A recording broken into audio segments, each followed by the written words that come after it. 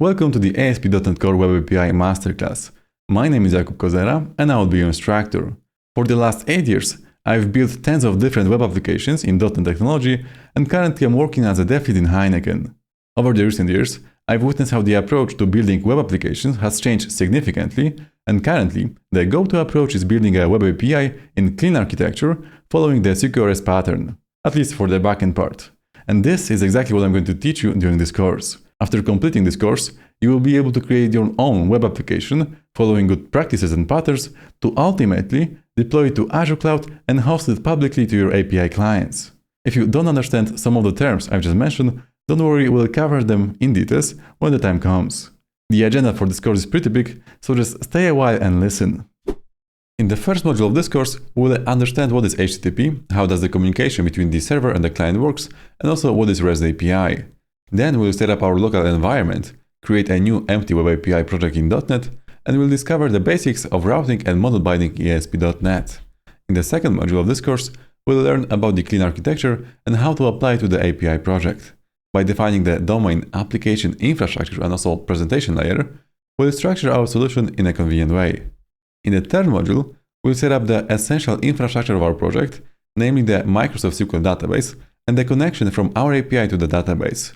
We'll do it using Entity Framework package, which will allow us not only to create and manage the schema of the database through C# classes, but also to create, read, update, or delete any data from the database instance. In the fourth module, as the infrastructure is already set up, we'll start working on the features of our web API. According to the REST architecture, we'll enable API clients to retrieve the resources. We'll learn how to map entities from the database into DTO objects with only the information which we would like to present to the API client. After that, we'll create an endpoint that will enable creation of new resources, and we'll make sure that the resource coming to our API is properly validated using the Fluent validation package. As our API slowly grows, in the next module, we are going to introduce the concept of command query responsibility segregation. With the help of Mediator package, we will create small chunks of work, and those chunks of work will be divided into two categories, queries and commands. Also, as our API is not only the features it provides, as in order to maintain it properly, sometimes we'll have to troubleshoot issues. In the sixth module, we'll be adding a logger mechanism using serlog to track the events of our API and to log them to console or to a file in a convenient way. After that, we'll create an automated documentation of our API so that the clients know how to interact with the provided features. Once this is ready, we'll also implement a mechanism that will allow us to globally catch and handle exceptions thrown from our API. In the seventh module, we are going to work with sub-entities. We'll learn how to adapt endpoint structure to match the REST API guidelines to enable features like creating, fetching, or removing sub-entities from our main entity. Moving on, we'll introduce the concept of authentication. But to do that, first we'll have to set up the infrastructure supporting user and role definition in our database. We'll make use of the identity package, which will not only extend our database with new tables, but also it will expose few endpoints, allowing users to create their own accounts, login, and few other endpoints in the context of identity. As the authentication of our users is in place, it's the time to introduce the concept of authorization. There are a few different approaches to authorize access to the server resources. The most popular ones are role-based authorization, attribute authorization, or resource-based authorization. We are going to support those three types of authorization in our API. Then, as the amount of data grows and grows as soon as we make our API available to the end users, sooner or later we'll run into performance issues in the endpoints which return the whole collection of a given resource. To avoid that, we are going to implement the concept of pagination by allowing API clients to, first of all, narrow down the results based on some search criteria. Then we'll also chunk the results into batches or otherwise known as pages. For the API client's convenience, we'll also allow them to specify a sorting criteria. In order to maintain a long-term web API project without getting a headache when changing an existing feature, it is a good practice to introduce automated tests. With automated tests in place, we'll be sure that by introducing new code or modifying the existing one, it will not break what was previously working. We'll add unit and integration tests for crucial logic and features to reduce the risk of introducing breaking changes. Once we are ready with the requirements of our application, and if we would like to finally make it available to the end users, we'll have to deploy the API to some kind of an environment. We will learn how to use the Azure Cloud and its services to deploy the web API that we have built. To host the application, we'll use the Azure App Service Plan and a web app resource. For the database, we'll make use of the Azure SQL instance, and then also we'll utilize a blob storage to upload and download files, and the application insights resource to view our application logs directly through the Azure portal. With the deployed application to some Azure resources, it is not going to be a convenient way to deploy a new version manually each time whenever there are some changes or bug fixes. In order to automate this process, in the last module, we are going to set up continuous integration and also continuous delivery processes. With continuous integration, we'll make sure that the new code is building properly and that it didn't break the tests. And once we are sure that this is the case, with continuous deployment, the new code will be automatically deployed to our environments.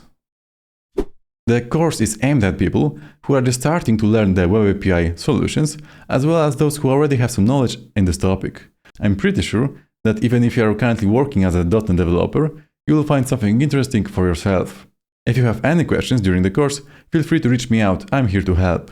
Without further ado, I will see you in the upcoming lessons. After completing this course, we should achieve the following setup of our web API application. We will deploy the application into two separate Azure environments, development and production.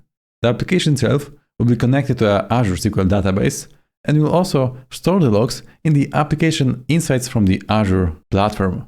One of the features will be uploading and then downloading files from the Azure Blob Storage service. When it comes to the features of the application itself, it will be a simple application that is going to allow the users to manage their restaurants, so create them, update them, delete them, or define some sub-resources. In the context of the restaurant, these are going to be the dishes. Besides that, we will also introduce the concept of identity, so the users should be able to register their accounts, log in, and we'll also define a few roles for the system, so that some of the users can create new restaurants in the owner role, some of the users in the admin role can manage all of the accounts, and when it comes to authorization, we'll also make sure that the authorized users can only access given resources, for example to update or remove certain restaurants. This application, hosted on Azure, will send its log to the application insights resource, in which we should be able to retrieve and filter the logs conveniently. And for the local development, we'll configure the logging mechanism to output the logs into a file on our system and to the console. Besides that, we'll also connect to the blob container, and from one of the API endpoints, we should be able to upload new files and then download the files in a secure way. Later on, we'll also introduce the concept of pipelines with GitHub Actions that will allow us to deploy the application automatically whenever there are new changes to the master branch, so that we will not have to deploy the application manually each time there is a bug fix or new feature. When using the internet, it is not likely to not to hear about HTTP. In this recording, we'll learn what it is and how it works. HTTP is a protocol that sets out the rules for exchanging information on computer devices in the World Wide Web network. It is the foundation of data communication on the web. It defines how devices on the internet communicate with each other. Here are some key features of HTTP. First of all, it is just plain text. HTTP messages are plain text, which makes them easy to understand and debug. It is also stateless. The server does not keep any information about the client between requests, which allows it to handle a large number of concurrent requests efficiently. It is also cacheable. HTTP messages can specify headers that indicate whether they are cacheable or not. This allows the client to store cached copies of the resources, which can improve performance. In order to communicate over HTTP, we'll need some client, for example our browser, and some server connected to the internet. Let's assume that it will be a YouTube server. Let's assume that we are browsing YouTube, and by entering the search phrase Web API in its engine, how does the request that the browser sends looks like? Such a request consists of several pieces of information. First of all, it is the address to which the request will be sent. In this example, it will be the address https://youtube.com/results, and then after a question mark, it will specify the search query, which will be equal to Web API. So here to the path/results, we are sending a request with one parameter, which is the search query with the value of Web API. Besides the address, the request will have to also specify the HTTP verb, specifying what we want to do with the resources from the server. For example, do we want to retrieve them, do we want to change them, or maybe do we want to delete them? In this case, we just want to get specific results, so this would be a get verb. Optionally, we can add headers to such requests in which we can specify any additional information for the server, and on this basis, the server could perform the same request in different ways. An example of a header could be specifying the language of the response that the client expects. And also optionally, the client can specify the request body in which we can send large amount of data to the server. On the other hand, the server, based on all of this information, is able to process such request and return an appropriate response to the client. And this response will include some status code, for example, some specific numerical value indicating how the request went. It could be information that everything went correctly, or that the user does not have access to a given action. The response from the server, just like the request, may contain headers that are intended to return additional information to the client so that the client can properly process the response. The simplest example is a header specifying the type of response returned, so for example, it could be HTML code or a response in a JSON format. The server can also return large amounts of data in the response body. And this is the place where the HTML code or the data in the JSON format could be included. Note that this type of request-response communication is stateless. The server does not store any information about the client, and each request is independent from the previous one. If we would like to simulate the continuity of connection to the server, for example, after login to YouTube, we would like to upload some new video, this responsibility lies with the client. It must provide necessary information about the logged-in user in the request headers. For example, it could be an access token. As I mentioned before, one of the HTTP verbs used for proper communication with the server is the get verb. But there are several others that our API will have to respond to. So first of all, there is this get verb. It will be used to fetch the resources from the server. Resource could be any file, photo, some other assets, or a specific data represented in the JSON format. Then you have the post verb.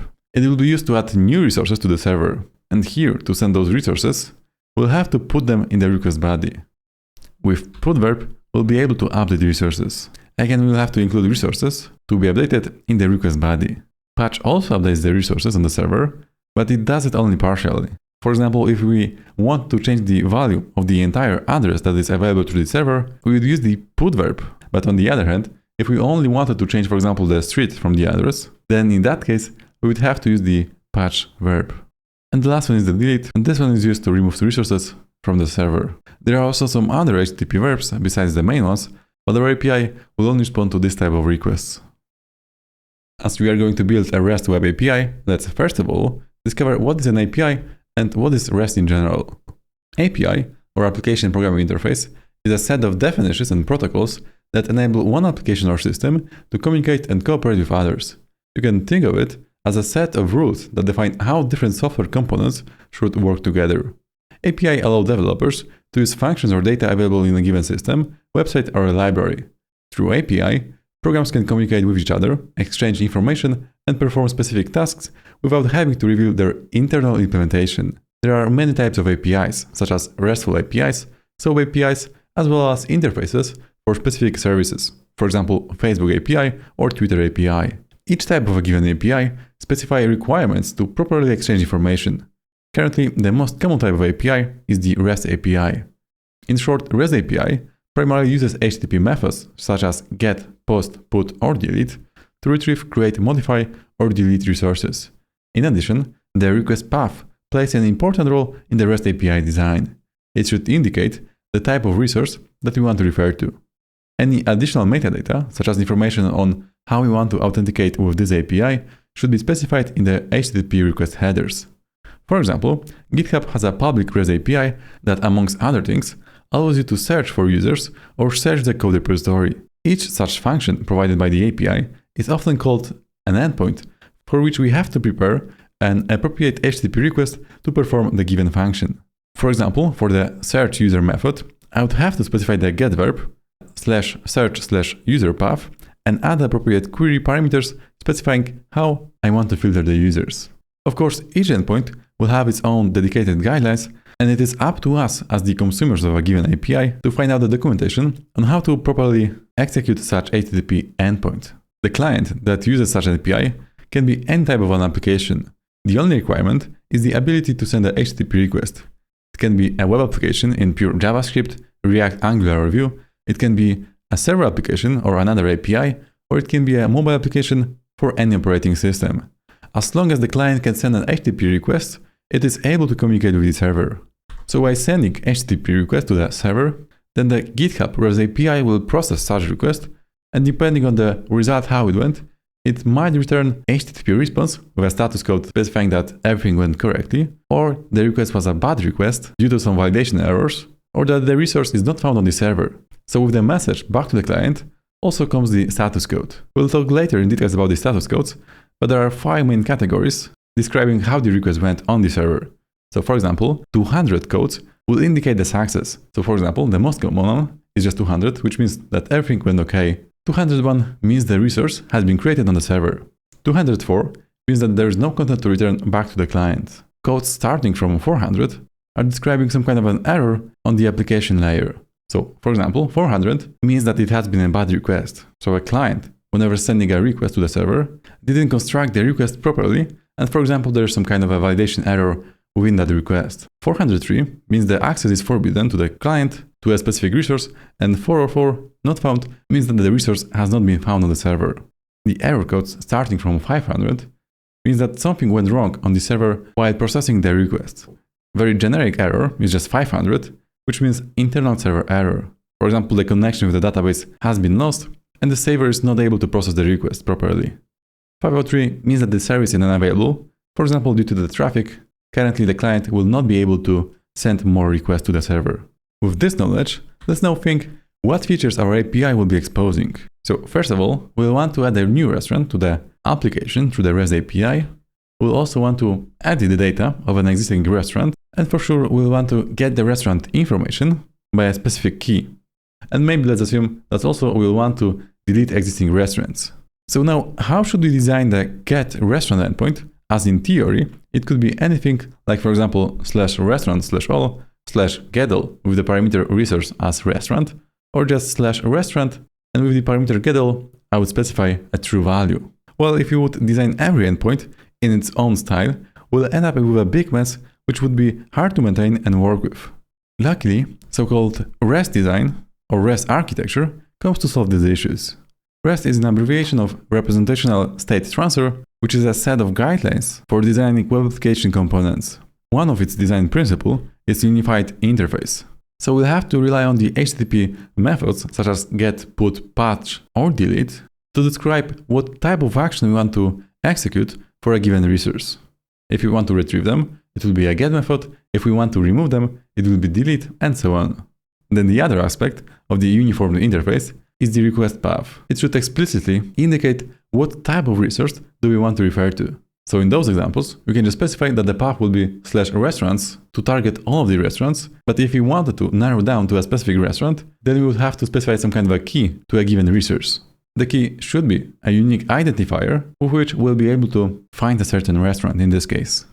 And if we needed to narrow down the results, for example, getting the restaurants by a city, we could use the query parameters within the same HTTP request.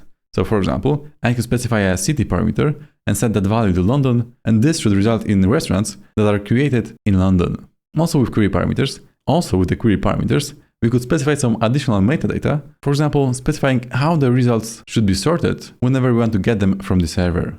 So for example, by defining a sort by query parameter, which would be equal to name, we would get the same list of results, but now sorted by the restaurant name, ascending or descending.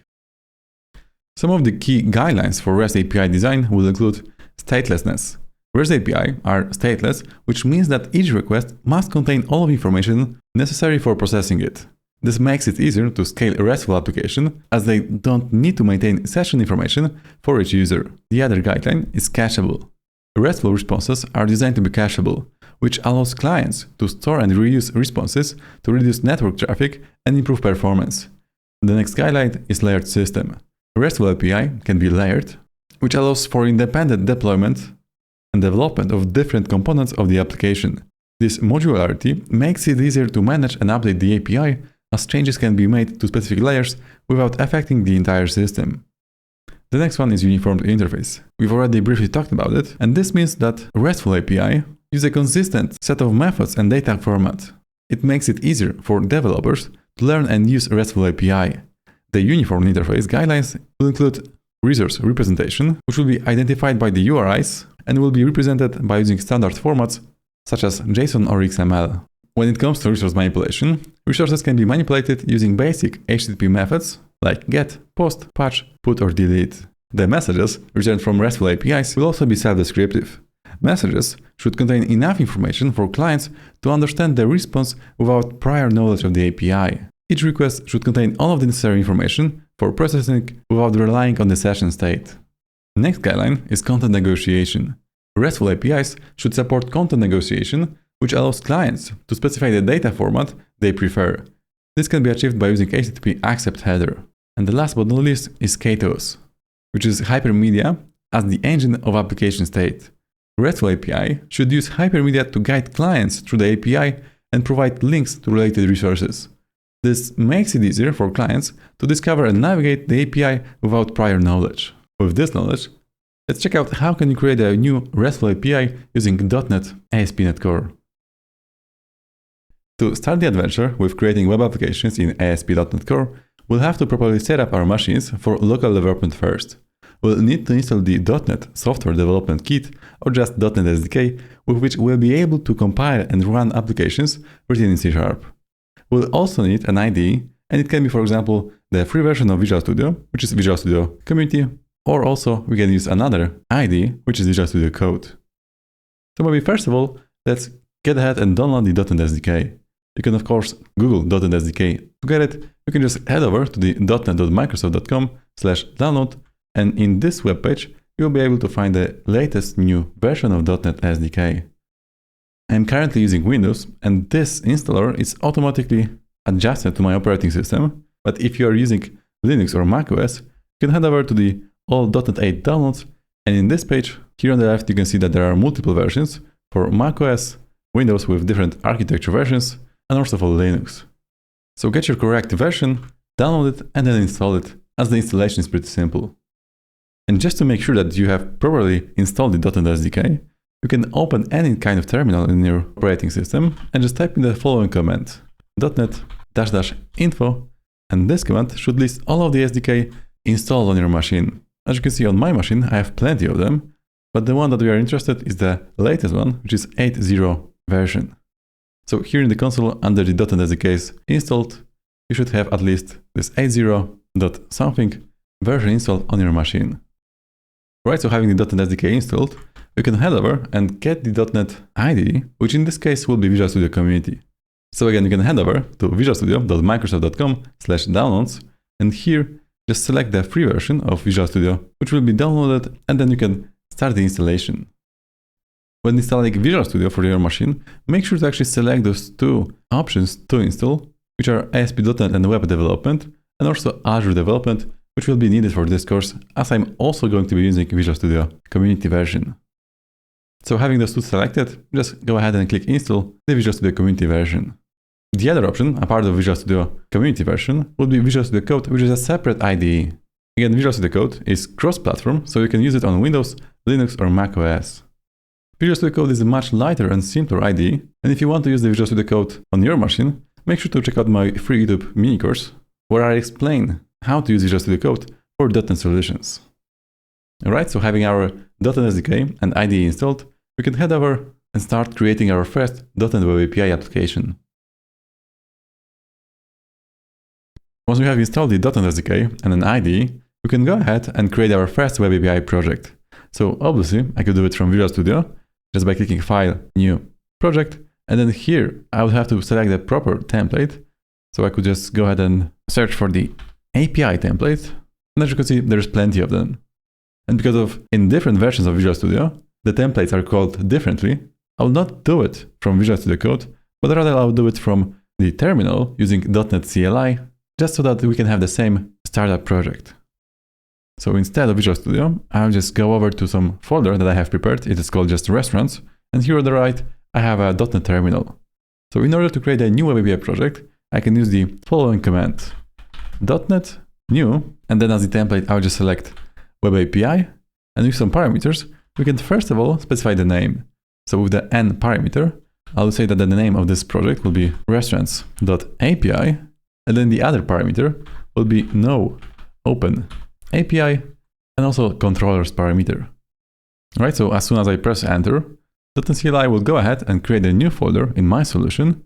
And in this folder, there are some files for our first initial Web API project.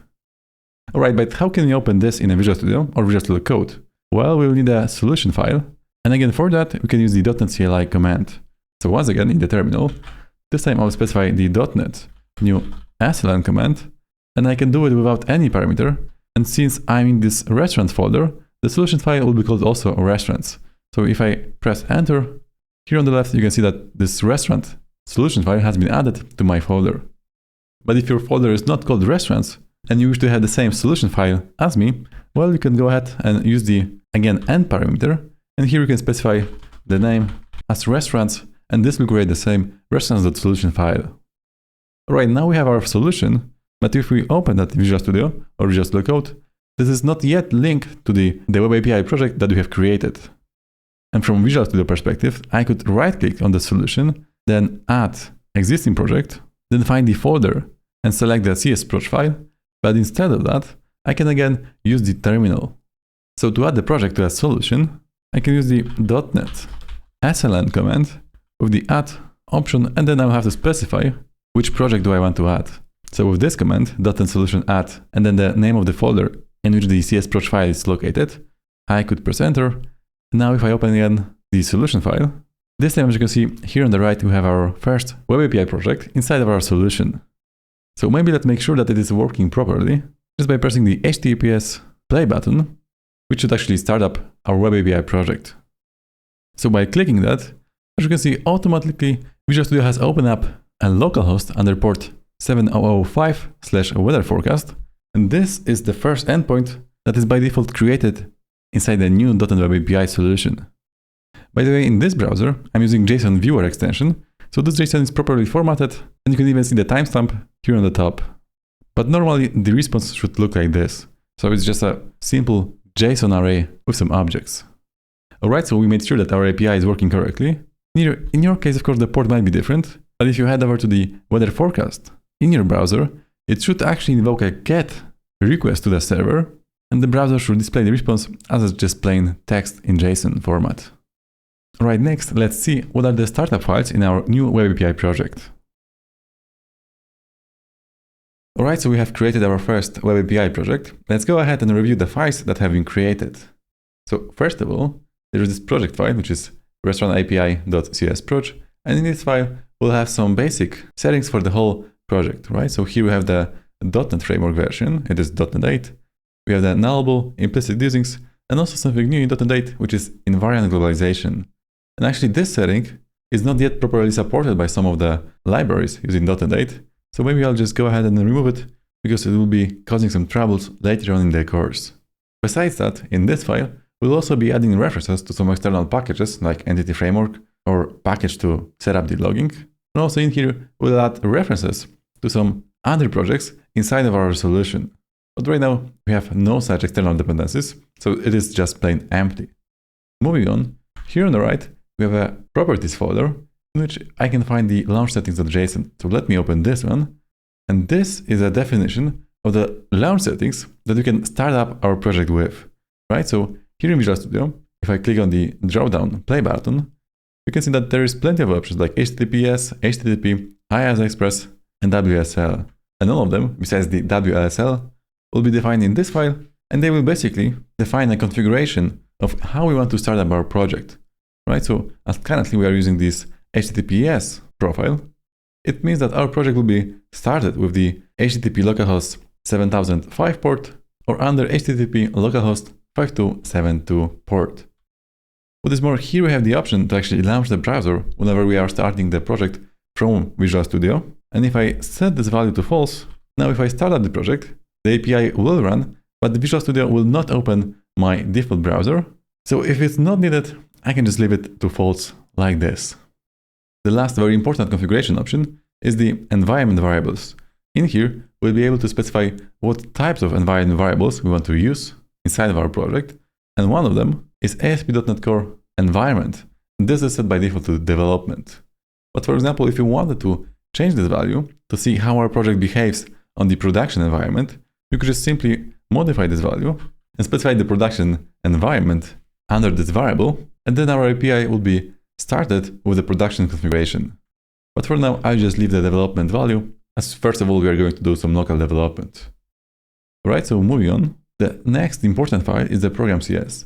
In this file, we'll be able to specify how our API should work, what dependencies are we going to register in the built-in dependency container, and also how the HTTP request pipeline will look like. So in fact, we have two sections here. The first one is the section under which we'll be able to register some dependencies into the container. And for now, we have only this one add controllers invocation, and this will add all the necessary types to the dependency injection container so that our web API can run using controllers and also using model binding. But then once we invoke the build method on the builder, I'm no longer to add any services on this app object. Here I can get the information about the configuration, about the environment, and here I can also map some routes to the specific actions. With the app.run, our web API will actually start running and it will be listening to incoming HTTP requests. But before we run the application, we have some middleware like use HTTPS redirection that will redirect the request from HTTP to HTTPS protocol.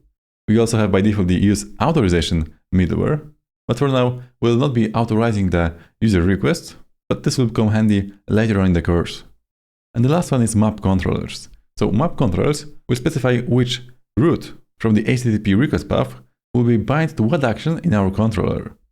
So maybe let's see what controllers we have in this simple API, and we have only one of them, which is called weather forecast controller. And in here, we have some private variable, which is defining the summaries of the weather forecast. We have a simple logger reference that is injected via the constructor. And also we have simple action with the HTTP get attribute on it. And all this action does is just returning some 5 elements from the weather forecast on some random values like temperature in Celsius and the summary as well. And as we have seen previously, whenever we open the browser and type in the /weather forecast path on our URL on the web API, we actually got 5 results, and those 5 results came from here. So maybe I will put a breakpoint inside of this get method. I will start the application, and if I type in the HTTPS localhost 7005 port /weather forecast, we hit the breakpoint inside of our weather forecast controller, and now we are just returning the 5 elements back to the client, so back to my web browser. And as you can see, here we have the list of results as a JSON format. And this is because the default model binding works in the following way. Every controller should have a root attribute on it, which will specify what kind of path will they have to invoke from the HTTP request side in order to actually execute one of its actions. So here, there's actually a placeholder for the controller name, and as you can imagine, the name of this controller is just weather forecast. So whenever the API client is using the /weather forecast path, it will be executing one of this controller's actions, and as we have only one, which is the get method, as we have seen previously, we just went in here and executed these 5 random weather forecasts. But if we wanted to, we could actually go ahead and modify this root attribute by, for example, adding the API prefix before the controller. So right now, if I run this application once again, if I go to the /weather forecast request path, I will get HTTP error 404, which means not found. As currently we have changed the root attribute, so in order to invoke the same action, I will have to add this /API prefix, and right now, as you can see, I'm getting also again back to this controller to the get method implementation. So in this way, we'll be able to set up the root parameters on the whole controller level, as well as you could specify some additional request path on a certain action within that controller. So if I wanted to only extend this get action request path, I could again use this root attribute and as a template, let's maybe just put in the example as a parameter. And right now back in the browser, I'm no longer able to execute this simple action by the /API/weather forecast root, but instead I will have to add this /example to the very end. And right now you can see that I'm also back here on the breakpoint. So by defining the root attributes, we'll be able to define how the routing from the HTTP request on the client side will connect to our controller's action. Alright, so let's move on to the rest of the files that have been created by default in this simple web API project. And one of them is just weather forecast class definition with some properties like date, temperature in Fahrenheit and in Celsius, and also a summary. So this is not very interesting. But one of the files, and actually two files, are the app_settings.json and app_setting.development.json.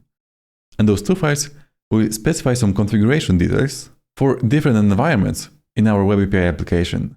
So for example, if we had a development, acceptance, and a production environment hosted somewhere on the Azure, we could specify different connection string to the databases inside of this app_settings.json file, or app_setting development file, or app_settings.production.json file. Later on in the course, we'll see how can we retrieve the information that we put inside of these files, for example, to connect to the database. And the last file created by default is the REST_API.http file. And this is something new in .NET 8, and this simple file represents a very simple API client. So here on the top, you see that we have some variable defined, which is called restaurants.api_host address, and it is equal to HTTP localhost 5272. And underneath it, we have the get verb with the variable value between double square brackets, and then the path/weather forecast. And also, we have this accept header specified, and this will allow us to actually execute this HTTP request from inside Visual Studio. So there is no need to install any additional HTTP client programs, like for example Postman. We can send the request from Visual Studio. So just to execute this request, I could click on this send request button, and as we have changed the request path to be something different, we can see that we are getting not found 404 status. So maybe just to show you, I'll add this /API/weather forecast/example request path, and I will save this HTTP file. And once again, I will click on the send request. And this time, as you can see, here on the right, we got the response back from the server. So we are able to read the response body. We are able to read the response content type. And also in the header section, we could find any additional headers if they would be returned from the API. So in this way, using the HTTP file, we'll be able to construct any HTTP request and send it over to our Web API backend. In the previous lesson, I have mentioned that in the program.cs file, we'll be able to configure the dependencies of the DI container so that we can inject some services to our controllers. Before we'll talk about the DI configuration, let's first of all talk a little about what is a dependency in general. Well, maybe to do that, here as an example, in the weather forecast controller, instead of having this hard-coded logic inside of the get method, maybe let's create some kind of a service that will encapsulate this logic within its implementation.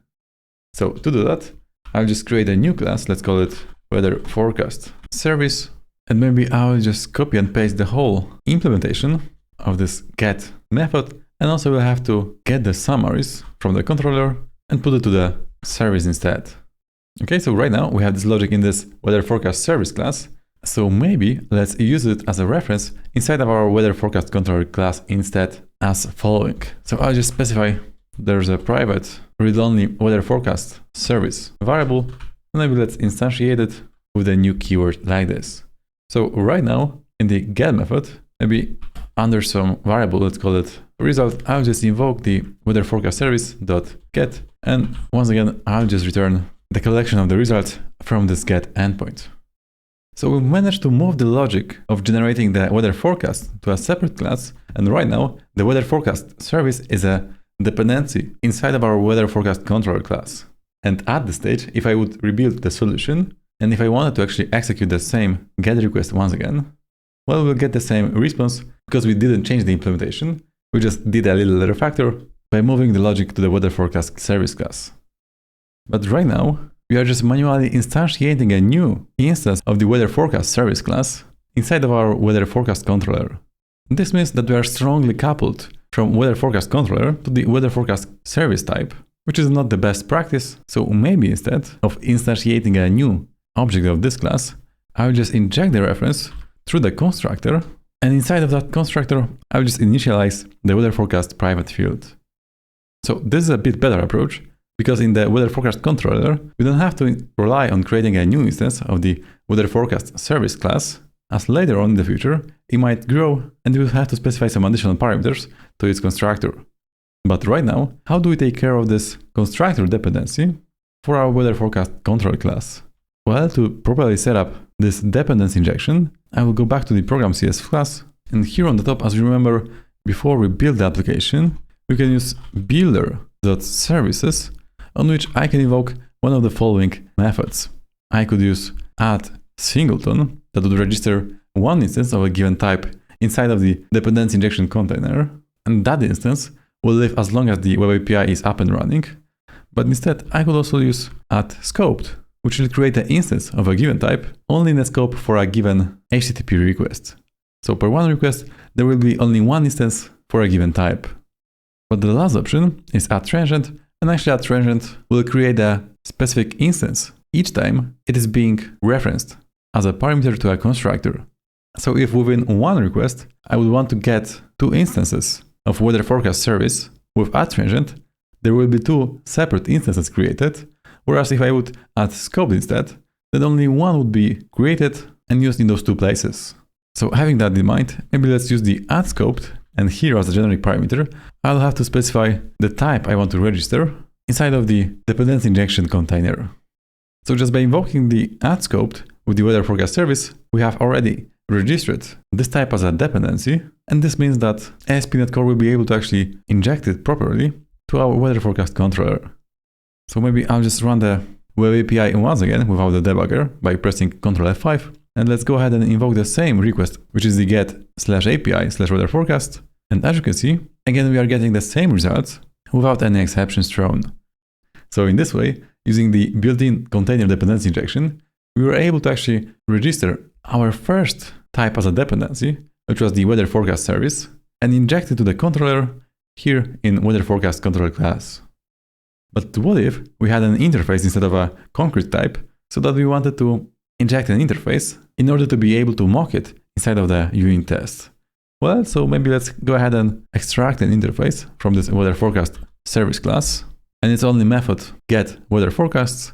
And of course, right now the weather forecast service will implement this interface.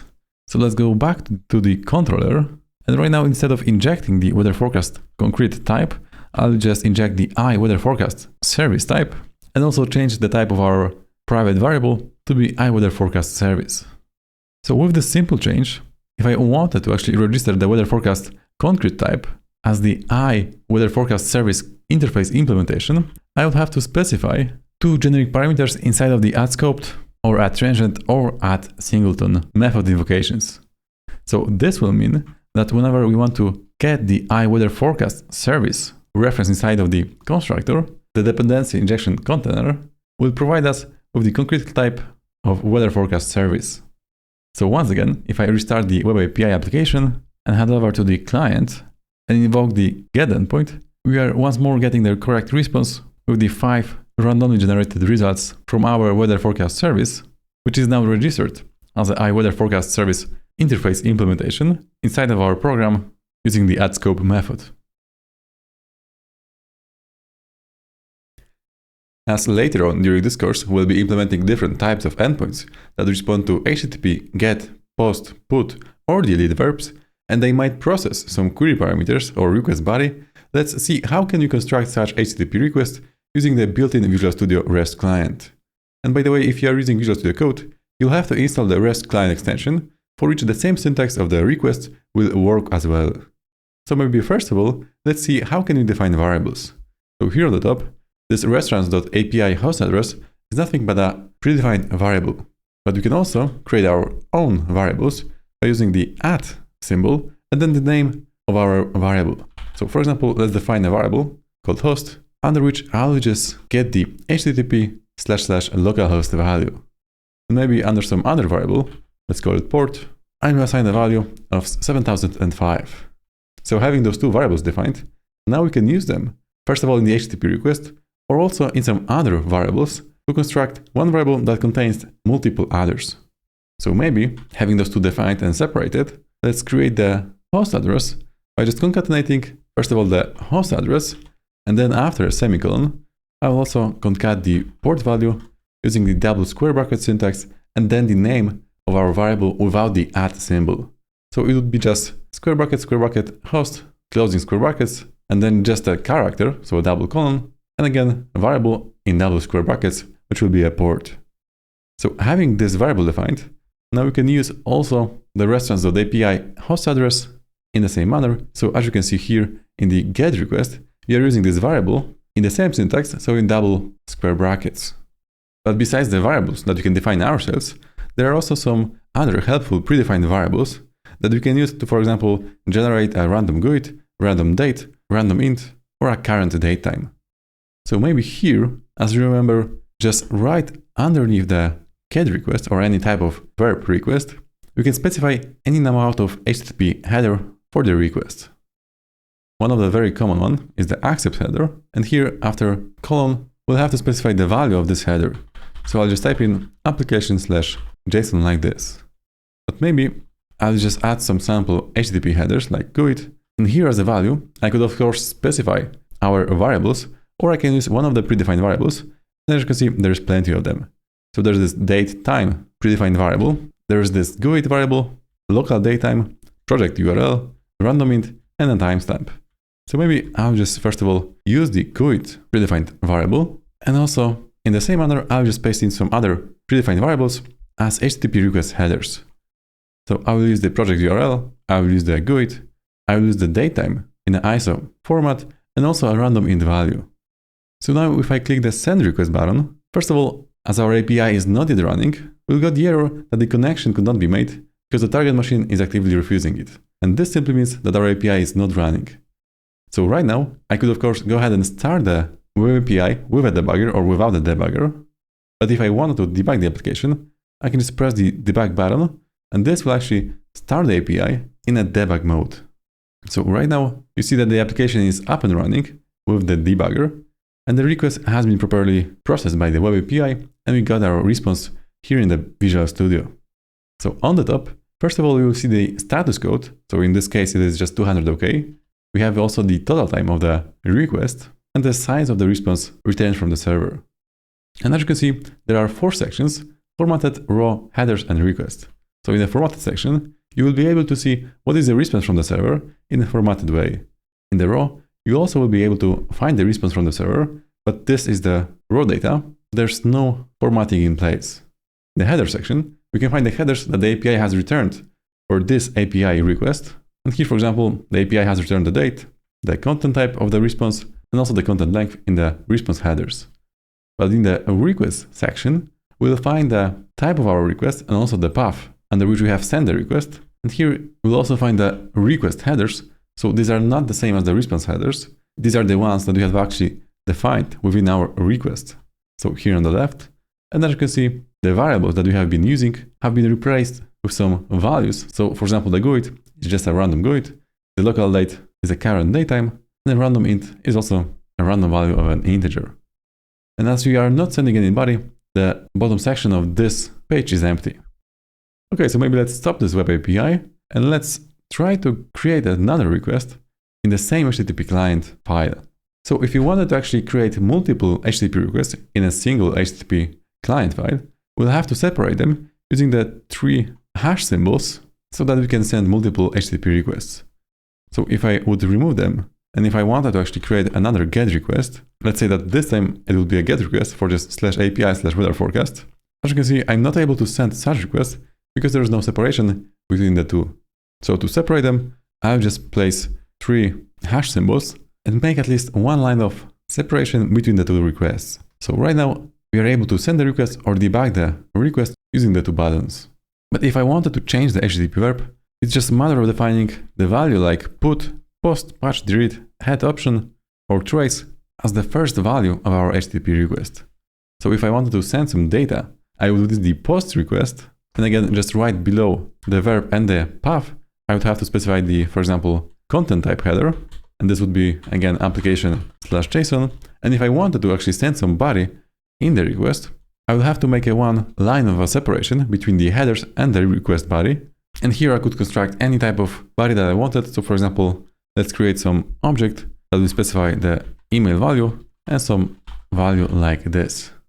So in this way, we'll be able to actually create, first of all, multiple requests within a single HTTP file by separating them with a triple hash symbol. And then to create a different type of HTTP request, we'll have to change the HTTP verb, which is the first value of our HTTP request. And to specify the HTTP headers, we can just place the key value pair right below the HTTP request. And for the request body, we'll have to create one line of separation, and then we can put the JSON with any value that we wanted to. Alright, so maybe let me remove all of the contents of this file because I want to show you one simple trick that you can use inside Visual Studio that will create the HTTP request for you in a matter of seconds. So if you are using Visual Studio, you can go to the View, then to Other Windows option, and then select the Endpoints Explorer, and this will actually automatically find all of the endpoints that are defined in our Web API project. And as you can see, here's a simple documentation. So what is the HTTP verb? What is the request path? But by right-clicking on this endpoint, you can click the Open in Editor first of all, and this will actually redirect you to the controller and its given action. Or you can just right-click on it and click Generate Request, and this will actually go ahead and create a new HTTP request inside of this HTTP client file. So as you can see, I had empty RESTance API HTTP file, but right now, after I have generated this request from the Endpoints Explorer window, now the base URL and the path has been set correctly, and I'm just able to click the send request without having to specify it all manually by myself. So later on, here in this Endpoints Explorer window, we'll be able to find multiple actions from our Web API, and you can generate any of them just by right-clicking and then generate request. Another option to open this Endpoints Explorer window is pressing the Ctrl+Q keyboard shortcut, and here in this feature search, you can just find Endpoints Explorer and then press Enter. So this will open the same window from which you can just generate request by right-clicking and selecting this option.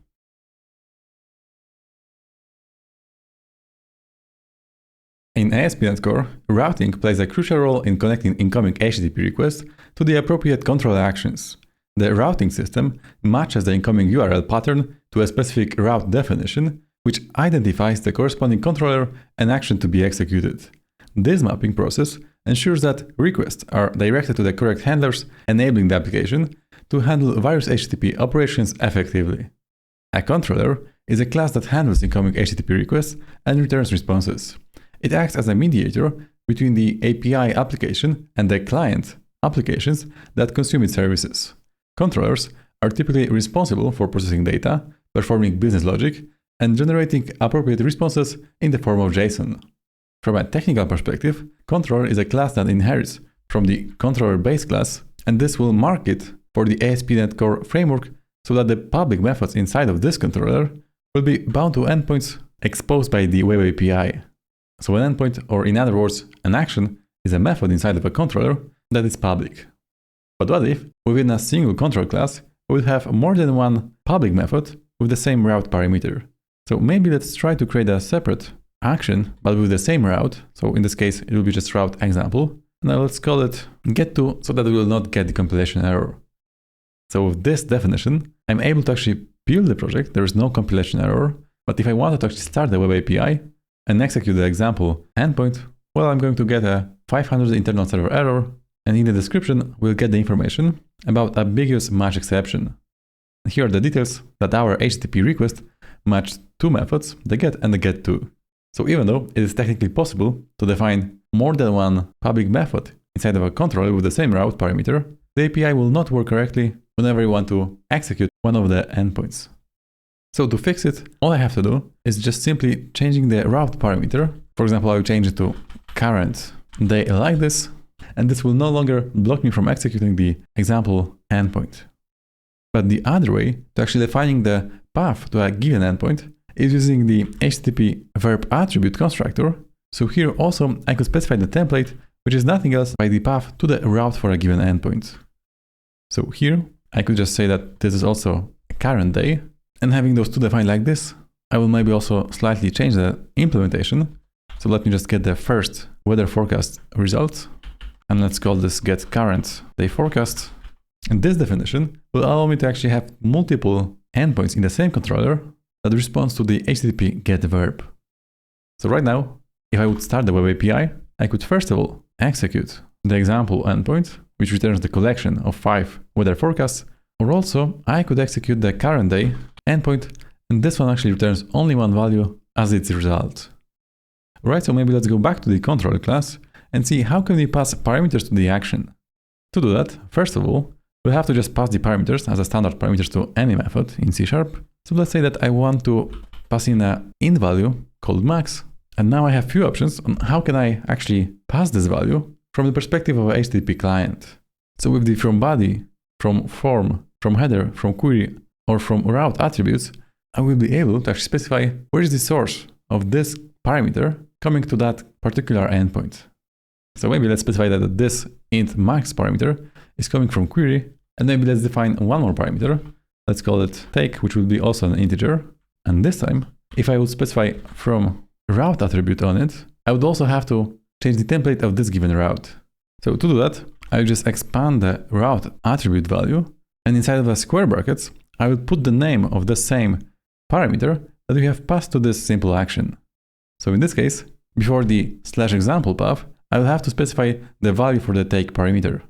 So maybe to test it, I will put a breakpoint in here. I will start the API with a debugger, and going back to our API client, after the /weather forecast, I will specify some value, some integer value like 22, and then /example. And now to specify query parameters, after the question mark, I will have to match the name for this parameter, so just max, and set the value to, let's say, 15 like this. Alright, so having this HTTP request defined in this way, let me just click on the send request button. And right now here in the controller, if I would look up the values of max and take parameters, you can see that they are correctly bound to the values that we have passed from the Web API client side. So max is 15 and take is 23. So in this way, using the from body attributes, we will be able to tell the model binding mechanism to get the value for our parameters from a certain place from the HTTP request. So maybe lastly, let's create one more public method that this time will return a string value. Let's call it hello. And let's assume that to this method, we'll want to send some value inside of the HTTP body as a string name parameter. So maybe from this method, I'll just return hello name like this. And as the HTTP request body is supported by the post verb, I'll have to mark it with the HTTP post attribute like this. And without any additional route attribute, I will be able to execute this hello method by just pointing to the route of this controller. So /API/weather forecast. So once again, I will start the web API with the debugger. And right now here, below where we have this post HTTP request to the /API/weather forecast path, I will just send the Jakub as a value of this HTTP request body. So having this value defined as a string parameter, we are stopped at the breakpoint inside of our hello method. And if I would look up the name parameter, it's just Jakub, so the value that we have specified on the client side. So in this way, by using the HTTP post, HTTP put, HTTP delete, or any other HTTP verb attributes, we'll be able to specify actions inside of controller that responds to different HTTP verbs, not only the HTTP get. Currently, if we invoke any of our endpoints in the weather forecast controller, we'll get a 200 OK status in the response. But why is that? Well, by default, if no exception is thrown during the processing of a request on the server side, ASP.NET Core Framework will return 200 OK unless we will explicitly override the response status code. But before we'll do that in the code, let's take a look what are status codes in general and discuss which ones should we return in what situation. So status codes are 3-digit numbers returned by a web server in a response to a request made by a client, such as a web browser or API client.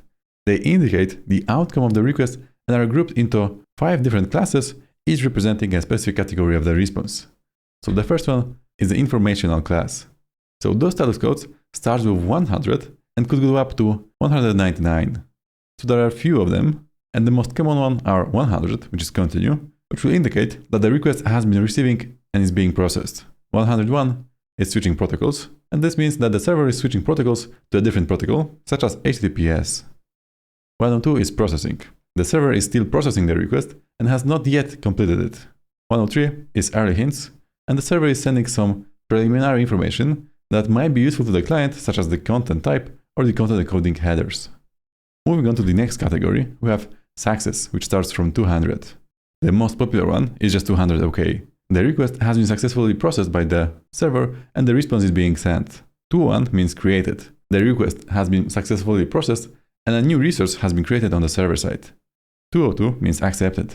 The request has been accepted for processing, but the processing has not yet been completed. It might be happening in the background. 203 means non-authoritative information. The response is from a cache and might not be up to date. And 204 means no content. The request was successful, but the response has no content in it. Moving on to the next category, we have the redirection status codes. They start from 300, and 300 means multiple choices. The request has multiple possible responses, and the user agent should choose one of them. 301 means moved permanently. The requested resource have been permanently moved to a new location. 302 found means that the requested resource have been temporarily moved to a new location. 303 see other means that the user agent should retrieve the requested resource using a different URI. 304 not modified informs the client that the requested resource has not been modified since the last time it was retrieved by the user agent. The next category of status codes are the client error status codes starting from 400. And 400 bad request informs the client that the request was invalid and could not be parsed. For example, due to some validation errors, the server can return 400 bad request. 401 unauthorized means that the request requires authentication and the client will have to specify some kind of a request authorization headers in order to be authorized to a given resource. 403 forbidden means that the request is forbidden and cannot be fulfilled. So in this case, the client might be authorized, but is not authenticated to get the access to a given resource. 404 not found means that the requested resource does not exist at all. And then we have also 409 conflict, which means that the request could not be completed due to a conflict. For example, if you wanted to create the same resource in the server might respond with the 409 conflict. The last category are the server errors starting from 500. So 500 internal server error is the most generic one, and it basically means that an expected error occurred on the server during the processing of a request. 501 not implemented means that the server does not support the functionality required to fulfill the request.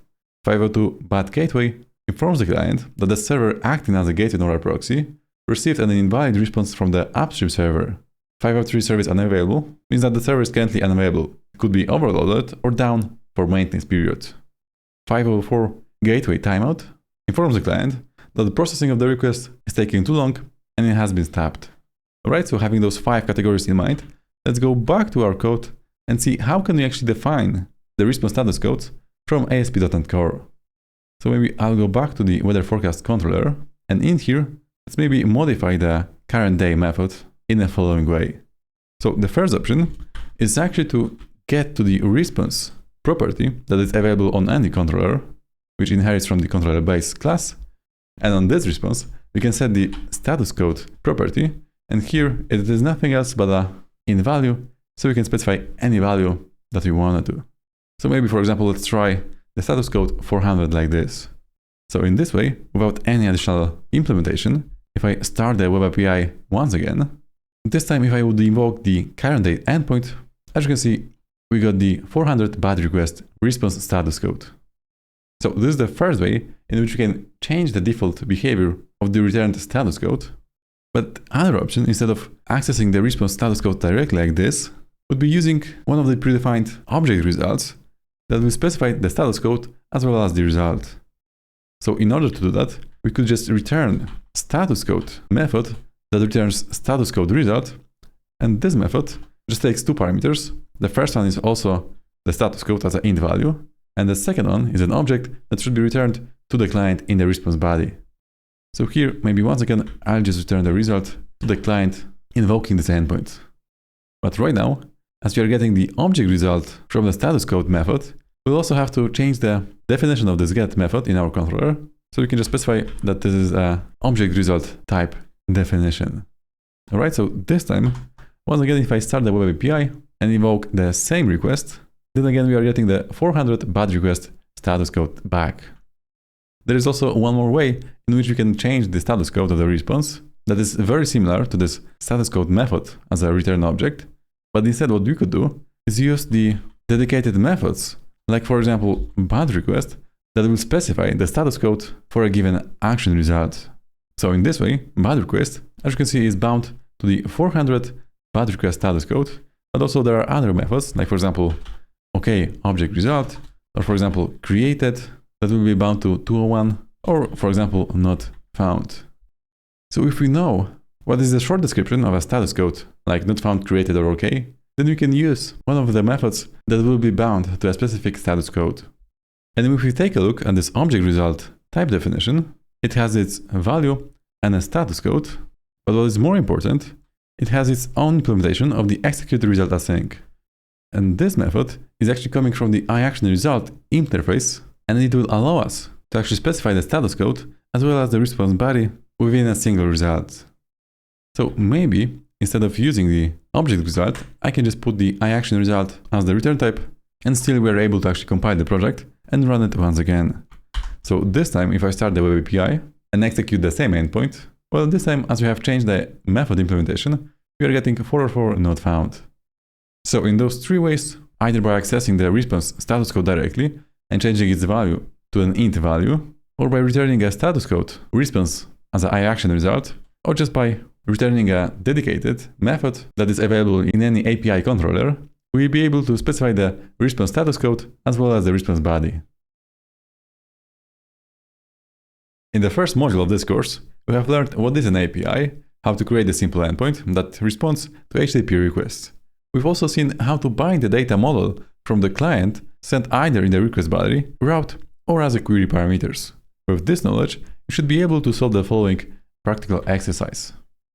So in the weather forecast service class, change the implementation of the get method to take three parameters: the number of results returned, the minimum temperature value in Celsius degrees for the range from which it will be generated, and also the last parameter will be the maximum temperature value for the same range. Then create an action in the weather forecast controller with the path /generate, which will respond to the post verb, and as a query parameter, it will take the number of results to be generated. From the body of this action, it will take an object in which the client will be able to specify the maximum and the minimum temperature values needed for generating the results. In the implementation of this action, check whether the value with the number of the results is greater than 0, so it is positive, and whether the maximum temperature value is greater than the minimum value of the temperature. If at least one of those conditions are not met, return a response to the client with the status code 400 bad request. And if the conditions are met, return the results from the modified get method to the client with a status code 200 OK. Once the implementation of this action is finished, test the implementation in the HTTP file, both when the conditions are met or not. So if you want to give it a go, stop this video and then come back to see my solution. Alright, so maybe I will start by creating an adjustment in the weather forecast service class. So here we'll have to take in three parameters. The first one will be the count value, defining how many results we want to return to the client. Then we'll have two values indicating the minimum value of the temperature. So let's call it mean temperature, and also max temperature, again as an int value. So this range method takes a range of how many results that we want to return to the client. So 5 is the count value. So maybe let me change it to actually count. And then also we can change the random value from the range of minimum to maximum temperature. So instead of -20, I will just specify mean temperature and then the maximum temperature value. So with this simple change, we'll also have to change the interface definition. So let's change the get method to actually take three parameters: count, minimal temperature, and maximal temperature. And right now, let's go back to the controller. And maybe let's get rid of those three example endpoints. And right now, let's create an endpoint that will respond to the HTTP post verb. And we can specify its definition as a public iActionResult. Let's call it generate. And in this action, first of all, we have to bind the model correctly. The count will have to come from the query parameters, and the minimum and the maximum value of the temperature will have to come from the body. But maybe before we do that, let's change the path of this simple endpoint, and we could do that with the route parameter and set the template to just generate like this, or I could use the constructor of the HTTP post attribute, which also takes the template as its parameter. So in the same way, I could specify generate path in the HTTP post attribute. So first of all, let's define the int count as a query parameter. So as we already know, with the from query attribute, I can just specify the int count value like this. And the next two values will be actually a single object. So for that, we'll have to create a separate model. So maybe just to demonstrate, I will create a new class. Let's call it temperature request. And this class will define two properties. So first of all, we'll have the int value of mean and also int value of max temperature. So let me copy the name of this type, and going back to the generate method, I will pass it as the from body parameter, and maybe let's just call it request like this. Right now, so having those two information about the data model sent by the client, we can get the result by invoking our weather forecast service and its get method, and here we'll have to pass in the count and then the request.min value, and also request.max value like this. So as a result, we want to have the 200 OK status code. So for that, we can use the OK method, into which I will just pass in the result like this.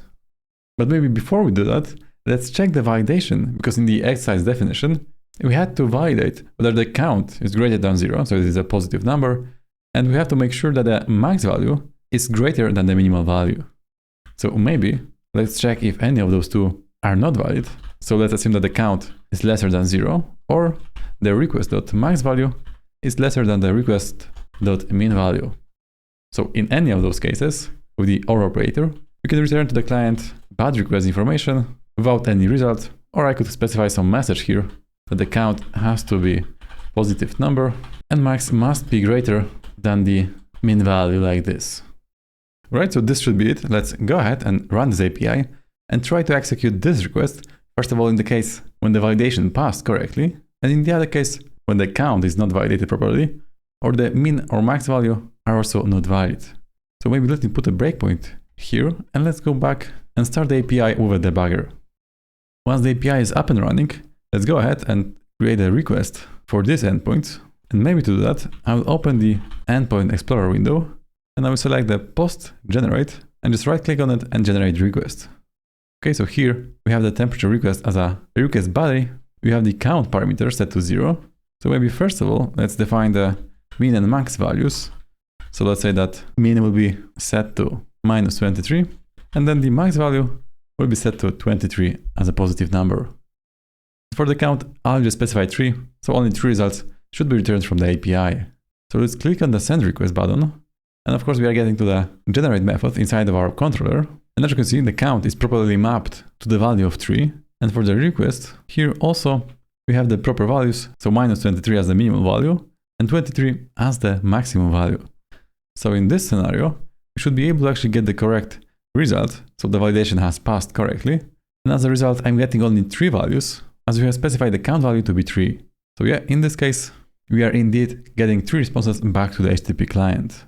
Okay, but what if I would change the count value to be -3, like this from the client's perspective? So this time, if I send the request, now we are returning the bad request since the count value was lesser than 0.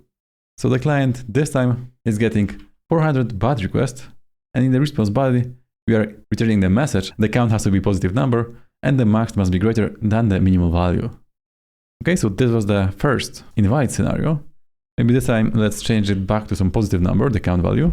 But now if we would change the minimum temperature value to 25, it is now greater than the maximum value, and this also should return a bad request to the client. So again, if I click the send request button, we are getting a bad request response again from the API, since this is not a valid request. So in this way, we are able to actually correctly bind the HTTP request body with the minimum and the maximum values of the temperatures, and from the query parameter, we got the count value of how many results we want to return back to the client. And using the bad request or OK response results, we either returned 400 bad requests to the client with some error message, or 200 OK with the result.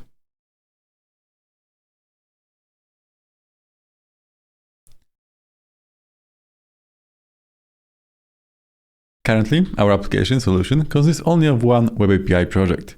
In this project, we are using controls as the ASP.NET Core mechanism to capture incoming HTTP requests, process them, and return a response to the Web API client.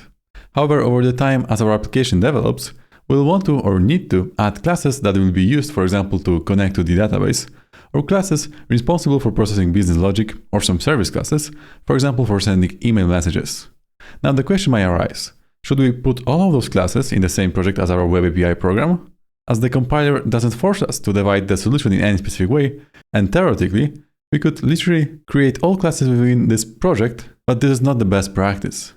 Just as when creating C# classes, we are guided by the solid principles, when designing solutions, we should follow good practices that will significantly simplify the development of the system and its subsequent maintenance. The main rule that we should follow when designing the system is separation of concerns. In the context of system design, separation of concerns is nothing more but dividing the solution into specific modules that encapsulate their operation and are independent of each other. For example, it could be data access module, communication with end users module, or business logic module. There are many system architectures that follow the separation of concerns, and the three most popular ones are hexagonal architecture, onion architecture, and clean architecture, whose creator is the famous Uncle Bob, Robert Martin. In this course, we will create our application according to the clean architecture, as it is the most common architecture in .NET projects. Clean architecture designates four main system modules, which are a domain module, otherwise called an entity or core module, that encapsulates the business logic. This is where we can place all the classes representing business models with methods and rules that will reflect the principles of business operation. Then we have the application module, or in other words, the use case module of our application. In this module, we'll store the application logic, for example, reacting in a specific way to a request received by our system from the user. It is worth mentioning that business logic and application logic are two different things. Let's consider a banking application that takes into account several factors to calculate the consumer's credit rating. This is an example of business logic that is no way related to any application. Just as well, someone could calculate it by hand. However, the application logic is simply the proper handling of the request on the system side. For example, after sending the request, checking its validity, possibly returning validation errors, or maybe calling some specific methods. Moving on, we have a presentation module, and of course, depending on the specific application, it might be a website, a mobile application, or a web API interface. In addition, we'll also have an infrastructure module, in which we'll place some code, for example, related to connecting to the database, uploading files to some cloud, or some other external services references. So this is how the clean architecture scheme looks like, and depending on the source on this topic, those four modules might have slightly different names. For example, domain could be called core or entities. However, what is very important is the division into four modules and the direction of the dependencies. Here on the diagram, as you can see, we have an arrow pointing in, which means that the domain module should not have any references to any other module. Going further, the application module should only have reference to the domain layer, and similarly, infrastructure and presentation layers should have references to the application layer. Due to this division and the direction of the dependencies, we'll have the following advantages when using clean architecture. So first of all, it is testability. We'll be able to test each layer separately, and if needed, we can use mocks for the dependencies from other layers. Then we have UI independence. As I've mentioned previously, the presentation layer is on the very top of this clean architecture, which means it can be a web UI, a mobile UI, or any type of interface that the users are able to connect to. The business logic in the core module, or in the domain module, will stay as it is, no matter what the UI is. Then you have freedom to choose or change the database. This is similar to the UI independence, as the infrastructure layer is on the very outer edge of the clean architecture design. We are going to be basing on some interfaces and abstractions that will be implemented in the infrastructure layer, but the concrete implementation could change during the development of our system. Then we have flexibility. The project is built according to solid principles, which allows us to easily modify the application without having to rewrite the entire code. And the last but not least is transparency. Projects written in clean architecture are readable, easy to understand, and the code is easy to maintain. Now that we know what clean architecture is, we can go to our solution and divide it into appropriate modules. We already know what clean architecture is and what advantages it brings. Now we can add the appropriate modules to our solution. Currently, we only have one project in our solution, which is the restaurant API, and this is nothing else but the presentation layer. So here on the diagram, it will be the outer top layer. It's going to be responsible for the communication with the end user, capturing his request and returning responses to the end user. So now we'll have to add the three following modules. So first of all, this will be the domain logic in the domain module. And into this module, we'll put all of the classes representing our models of our business. So stuff like restaurants, addresses of the restaurants, and maybe some dishes for each restaurant. They should be put in the core of our system, meaning that in the domain module. Then on top of that, we'll create the application layer, which is otherly known as the use cases layer, which will capture all of the application logic. And this logic will have a reference to the domain layer. So from the application module, we'll have to create a reference to the domain module. Then, as we already know, the presentation layer will be the web API program, but also on the same level, we'll be adding the infrastructure layer or the infrastructure module, which should be responsible for connecting to the database, connecting to some other external services, and it also should have the reference to the application layer in the same manner as the presentation. But now you may ask whether the presentation should have the access to the infrastructure, or should the infrastructure module have the access to the presentation. Well, as they are on the same level, they might have the reference to each other, but also the case might be that the reference will be not needed. So later on during the course, we'll see whether this is needed or not. Alright, so maybe let's go back to Visual Studio, and here I'll add the following modules as a new .NET library projects to our solution. So I could do that via CLI, but I can also do it from my ID from Visual Studio. So by right-clicking on the solution here on the Solution Explorer, I'll just click on the Add New Project, and from the window, I'll find the class library type of application. So let me search just class, and I'll select the class library. So a project for creating a class library that targets .NET or .NET Standard. So by clicking Next, I'll have to specify the name of this module. So first of all, maybe let's call it restaurants.domain, as this will be the core module of our solution. And I will place it in the same folder in which our Web API project is located. So it will be restaurants and then /restaurants.domain. Having this defined, let's click Next. I will select the .NET 8 framework, and after a while, we have our domain module. So maybe let me delete the class one created by default. And now let's go ahead and add the application layer. So once again, by right-clicking on the solution, I will go to Add New Project, and again a class library type of project. And now let's call it restaurants.application. And after creating this project in .NET 8, and also removing the class one, which is created by default, now I will add a reference from the application to the domain layer by just right-clicking on the dependencies and then add project reference. And here I will just have to select that the restaurants.application module will refer to the restaurants.domain module. So by clicking OK, now if I open the CSproj file of this module, you can see that here's a new item group that is nothing else but a reference to our other project in the same solution. So now any class that is created in the domain layer should be visible to the application layer as well. So maybe right now, let's modify the Restaurants API project by adding reference from the Web API to the application module. So again, I'll just right-click on the dependencies inside of Visual Studio, then click Add Project Reference, and this time I'll select Application, and as the application layer already has the reference to the domain, this will mean that the API project, as it has the reference to the application, it will also have the reference to the domain layer by indirect dependencies. So the last module of the clean architecture solution should be the infrastructure layer. So once again, for the last time, let's click on Add New Project, select the class library, let's call it restaurants.infrastructure, let's click Next, .NET 8, and here again, I'll also remove the class one and add the reference from the infrastructure to the application layer in the same way as we did for the restaurants.api project. So right-clicking, Add Project Reference, and selecting the restaurants.application layer. Alright, so this is how we can structure the clean architecture solution by adding the domain layer in the very middle of the dependency circle, and on top of that, on the very outer edge, we'll add the presentation layer, which is the restaurants.api web project, as well as the infrastructure. They will also have the reference to the application. We have divided our solution into modules according to the clean architecture, and now before we move on with the further development, let's create the base model of our restaurant entity, which will be developed over the time. So for this purpose, in the domain module, I will create a new folder, let's call it entities, and in this folder, I will create a new class, let's call it just restaurants.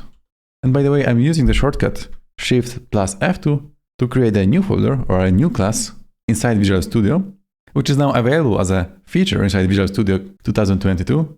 But if you are using one of the previous versions in which this feature is not yet available, you can also install the extension called Add New File by Mats Kiersen, and this will work in a similar way.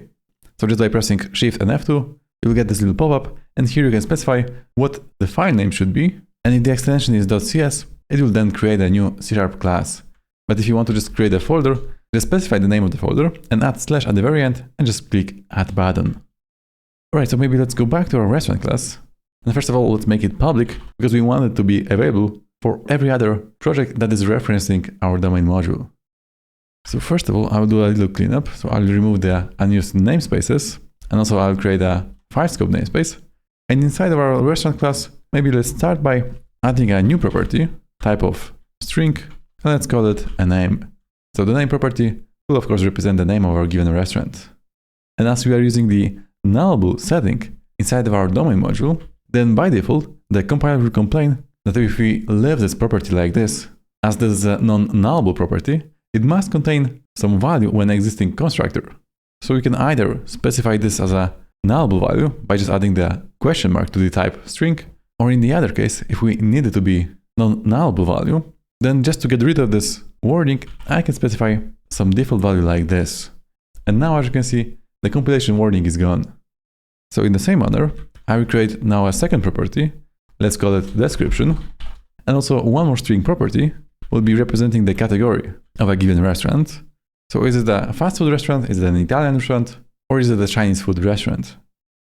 So now maybe let's add a property type of Boolean. And this will indicate whether the restaurant has delivery or not. So I'll just specify has delivery like this.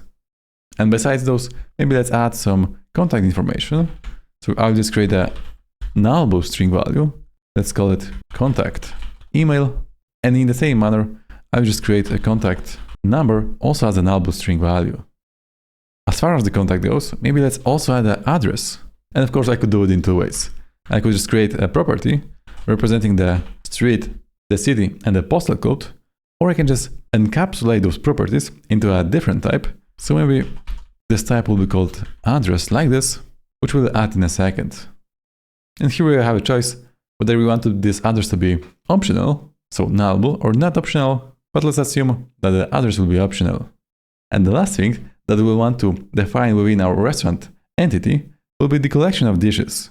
So as one restaurant can contain multiple dishes, for that purpose, I'll just create a list or any type of collection that will contain the information about the dishes. So for this purpose, we'll also have to create a new type. Let's call it a dish, and the property will be called dishes.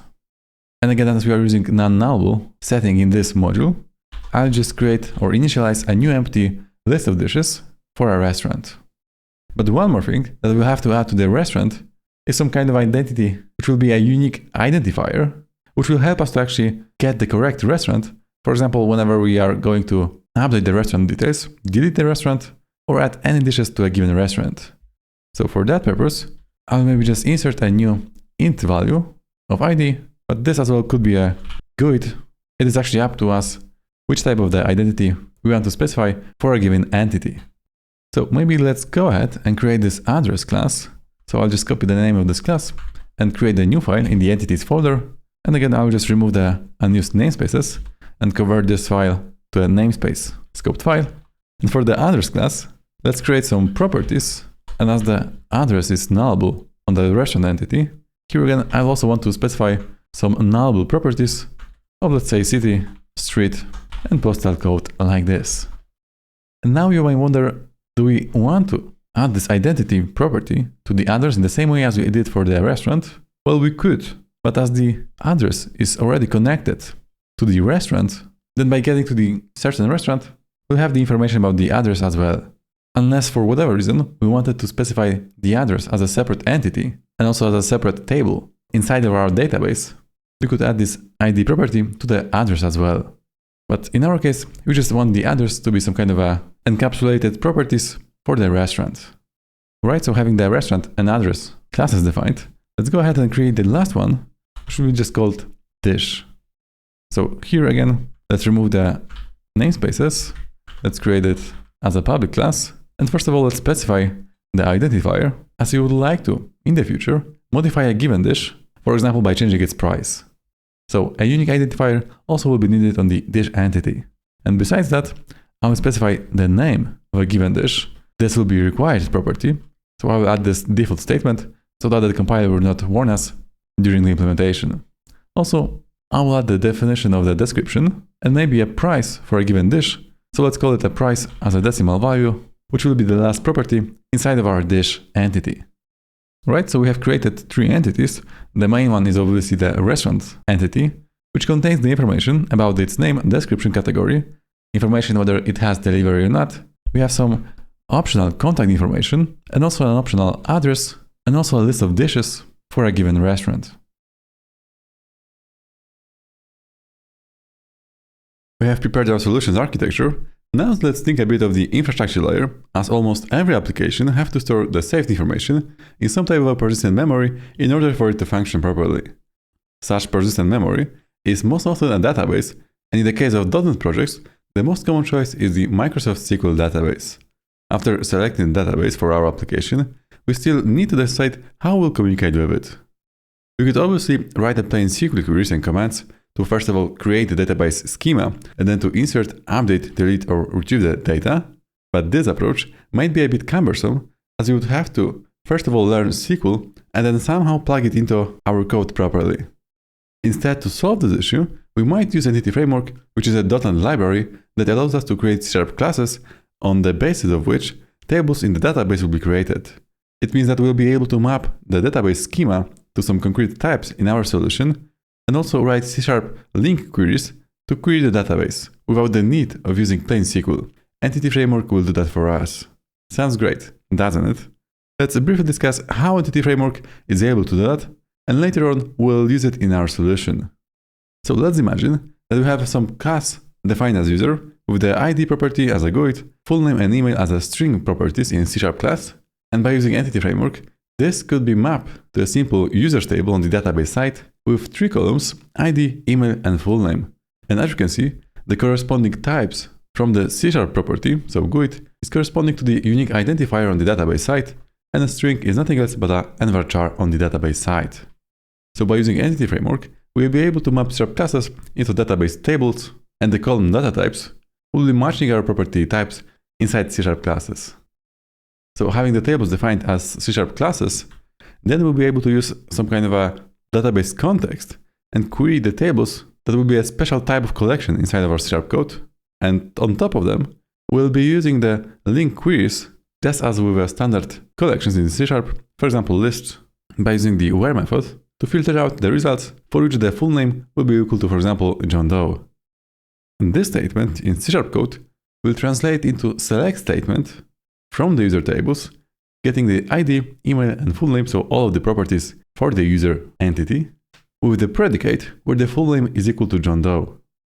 So all of this magic, mapping to the table and also mapping to SQL query, will happen thanks to Entity Framework. So let's take a look at the structure and how Entity Framework classes compare to the database server components. So first of all, the database instance will be represented as a DB context class inside of a C# application. So we'll have to create our own type that will inherit from the DB context. And on that DB context, we'll first of all configure to which database provider we want to connect, what is the connection string, and we'll be also able to define some properties that will represent the tables on the database side. So if we wanted to actually create tables, for example, users and addresses on the database side, we'll have to define a public property as a DB set of a generic type user, where user is nothing else but a class that represents the properties from the users table. So the columns will be corresponding to the public properties inside of our user class. DBSet itself is a class defined by Entity Framework, and we'll be able to use that inside of our own DB context class. And also what is great about Entity Framework, that we'll be able to actually use the same definition of our DB context on top of few different database providers. So for example, if we wish to use Microsoft SQL Server, then we'll have to just install the given provider. In this case, it will be Microsoft.entityframeworkcore.sql server. But if we wanted to actually change the SQL provider to be, for example, SQLite, then all we have to do is to actually define or install the correct provider library inside of our solution, and without the need of modification of our DB context or any of those classes that we wanted to be mapped to our tables, we could just simply change the database provider to SQLite by installing the Microsoft.entityframeworkcore.sqlite package. Also, there are a few others like PostgreSQL provided by Microsoft, but also there are some other external packages. For example, MySQL database could be used by using the pomelo.entityframeworkcore.mysql provider, which is an open source project. The same goes for Oracle database. To use Oracle database, you could just simply install the Oracle.entityframeworkcore provider, and you could just reuse the same DB context definition and also the same concrete types definition like user or address, and those would be mapped in a proper way to the underlying database server. So regardless whether it is Oracle, MySQL or Microsoft SQL database, we'll be able to write the same link queries inside of our C# code, and those will be mapped accordingly to a given database provider.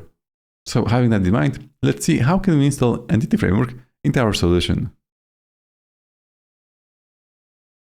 To create the database schema and then to retrieve or modify the stored data, we're going to use Entity Framework as the connector between our Web API and the Microsoft SQL database.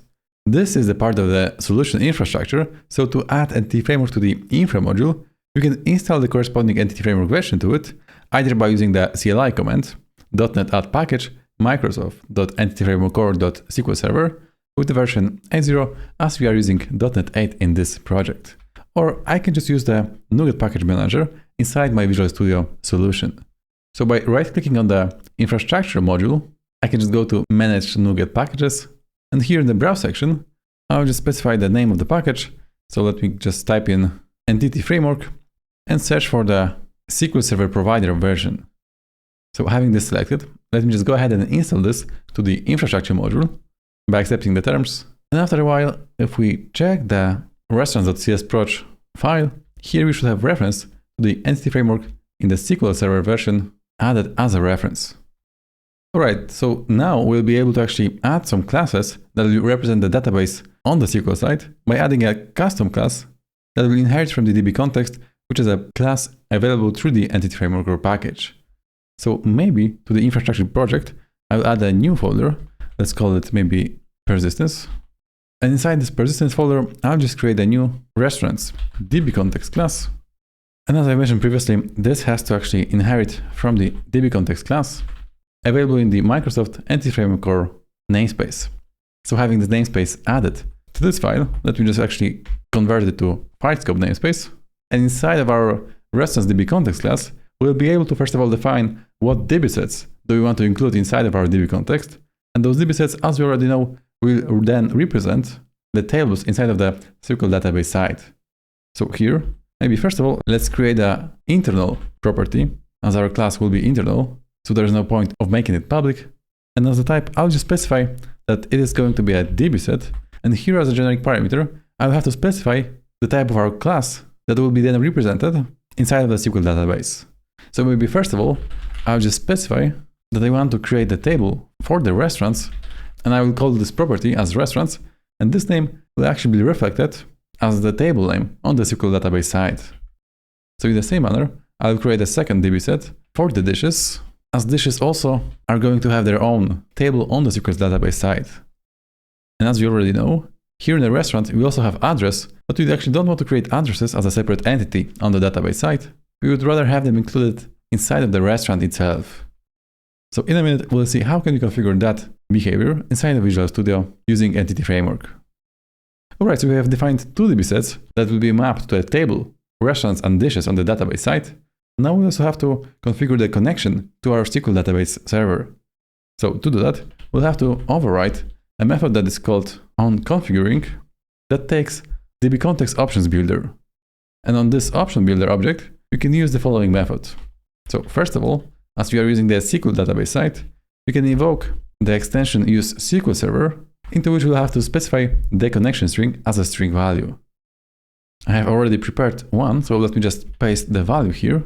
And here we can see that the server is localDB/MS-SQL localDB, and this database is actually installed by default if you are using Visual Studio as your IDE.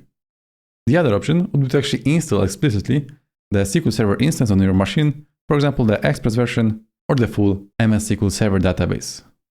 Then the next parameter of this connection string is just the database, which is going to define what's the name of our DB instance inside of this database server. And the last parameter is trusted connection true, and this will indicate that we'll be using Windows credential to actually connect to this database, but other option could be to specify the username and password for the SQL login that could access the database. Alright, so we have defined the two DB sets in our DB context. We also have configured the SQL connection by using explicit the useSQL extension, into which we have passed the connection string to the local database. But now, how do I actually make it happen so that the database is created on this local DB server? Well, to do that, Entity Framework introduced something called migrations. So a migration is a piece of code that will be executed against the database by Entity Framework. And the migration can first of all create the database it can create tables, it can change the schema, or it can also revert the changes if we needed to. So now, how do we create a migration by using Entity Framework? Well, to that, there are two options. So first of all, we could use an external tool, which is called Entity Framework or CLI tool. And having that installed, we could use the command .NET ef migrations at and the name of the migration. But we could also use the Visual Studio tools for Entity Framework explicitly. But to get them, we'll have to install the NuGet package. So maybe again, I'll just open up the NuGet package manager. And here this time, I will look for the Microsoft.entityframework or .tools package. And also in the version A00, I will install that to the infrastructure module inside of our solution. As you can see here in the description, it says that it will allow us to use the commands like add migration or update database and some others, which will allow us to actually, first of all, scaffold the migrations and then update the database accordingly to the created migrations. So now, if I go to Tools, NuGet Package Manager and Package Manager Console, and if I select the default project to be infrastructure, because this is the project where we have our DB context defined, now I should be able to use one of the following commands. So first of all, to create a new migration, I can just specify the following command, add migration, and then the first parameter is actually the name of our new migration. So maybe let's call it just init and press enter. After a while, as the project is going to be built, as you can see, we are getting an error here in the Package Manager console claiming that our startup project, restaurants.api, doesn't reference the Microsoft Entity Framework or .design package. And this is because currently we have set up the Restaurants API as the startup project, and the Package Manager console is trying to execute this command through the startup project. So maybe I will also change the startup project by right-clicking on our infrastructure module and then specifying that I want this to be the startup project. And this time, if I would execute the same command again, as you can see, we have now a different error stating that it is enabled to create the DB context as the entity type address requires a primary key to be defined. Well, and this is because, as we already know, our address entity doesn't have the identifier property, which was our intention. So actually, in order to get rid of this error, we'll have to tell explicitly Entity Framework that the address property inside of any restaurant should be just included in the restaurant's entity without the need of creating a separate table for a separate address entity. So to do that, let me go back again to this restaurants DB context class, and here we'll have to override one more method, which this time is called onModelCreating. And then we right below the invocation of the base onModelCreating, I will add the following. On the model builder parameter, I can invoke the entity method, which takes a generic argument of the type that we want to configure additionally. So for the restaurant entity, we'll want to define that it owns one address by invoking the owns1 method, into which I'll just specify that address is owned by restaurant. So with this definition, Entity Framework will no longer treat this address property as a separate entity. It will rather treat the properties of the address as columns inside of the restaurant table. What is also interesting from the perspective of creating tables and foreign keys is that from the restaurant, we have a reference to the collection of dishes, and this means that we would like to have a one-to-many relationship inside of our database instance. And to do that, I can again use the model builder.entity method, but this time I can just specify that restaurant has many dishes. So here I'll just specify the dishes property. And then on top of that, using the Fluent API, you can say that this relation is many-to-one or one-to-many. So from the dish perspective, I can specify that it has only one restaurant. And as the last method invocation, I can specify that the dish has a foreign key to the restaurant. And here I would have to specify on what property the foreign key will be constructed on. So let's say that on the dish, I'll create a property called restaurant ID, because right now we don't have this kind of property. So maybe let me go back to the dish class, and here on the very bottom, I'll create a new property, type int, and maybe let's call it a restaurant ID. And the type of this property is important because it has to match the type of the primary key of the entity that we are going to refer to.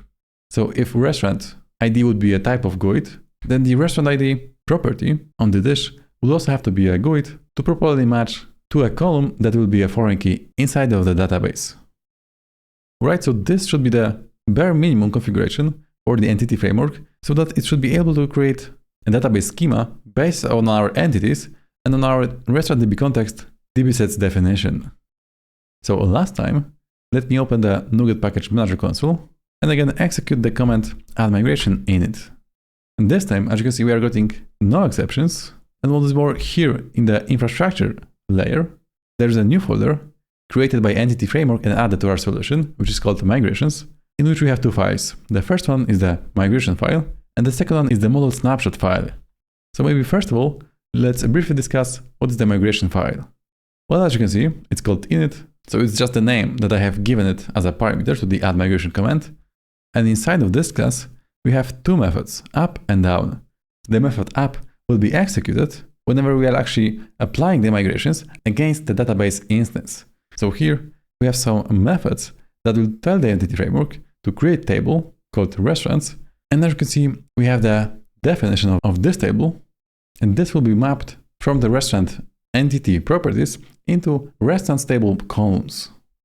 It will also have some constraints like primary key on the ID property. And below we have the second table, which is the dishes table, again with some properties as columns, and also this time a foreign key that is going to reference the restaurants table by the restaurant ID column. So in summary, the method up is going to indicate what actions the Entity Framework should execute on the database side whenever we are actually running the migration. And the down, on the other hand, is going to tell it what should we revert to undo this migration. So in this simple example, it would just delete the dishes table as well as the restaurants table. And the next file that has been created by Entity Framework is the restaurants DB context model snapshot. And this class will have its own build method that will actually create a snapshot. So some kind of a serialized implementation of the current state of our DB context in order to properly generate the next incoming migrations whenever we are introducing any changes to the DB context class.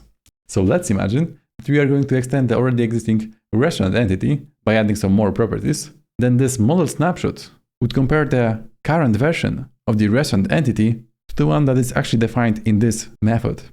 So as you can see, it is basically defining the current state of the restaurant entity as well as the dish entity, for example, by specifying what is the maximum length or whether it is required, and also what is the name of a given property. And if any of those details change during the implementation of our system, model snapshot will compare them to the newest version in order to create a proper migration that then could be applied to the database schema. Alright, but right now, even though we have created the migration, it is in our folder, and also we have this model snapshot. If I would copy the connection string to actually see if the database is created or not, well, if you connect to it by just using the Azure Data Studio or any other application that could connect to the SQL database, maybe I'll just do it by clicking the new connection button. And here, instead of parameters, I'll just click on the connection string and paste the connection string that I have copied from the code and just remove one backslash, which was needed inside of the C# code, but is no longer needed here. So maybe let's call this connection as a restaurants DB and click connect. And as you can see, I'm getting the connection error because the database restaurants DB cannot be opened as it yet doesn't exist. So first of all, we'll have to apply the migration by a separate Entity Framework core command. So this time, I will go ahead and open the package manager console again and type the update database command, which will actually apply all of the pending migrations into our connected database instance. So this time, if I would go back to the Azure Data Studio and try to connect to the same database, as you can see, now I'm able to actually connect to it. And if I would open the table's definition, as you can see, we have three of them. We have restaurants, that is actually the representation of our restaurant entity. And here we have the ID as the primary key, name, description, category, has delivery, contact email, and also address information. And all of those columns have appropriate type defined in our C# classes. What is interesting, that whenever we have defined a property as a non-nullable inside of our C# class, here on the database side, it is also going to be a not nullable type. Whereas, for example, contact email was nullable inside the C# type, here on the database side, we'll be able to actually also insert some nulls into this column. Alright, maybe let's take a look at the dishes column.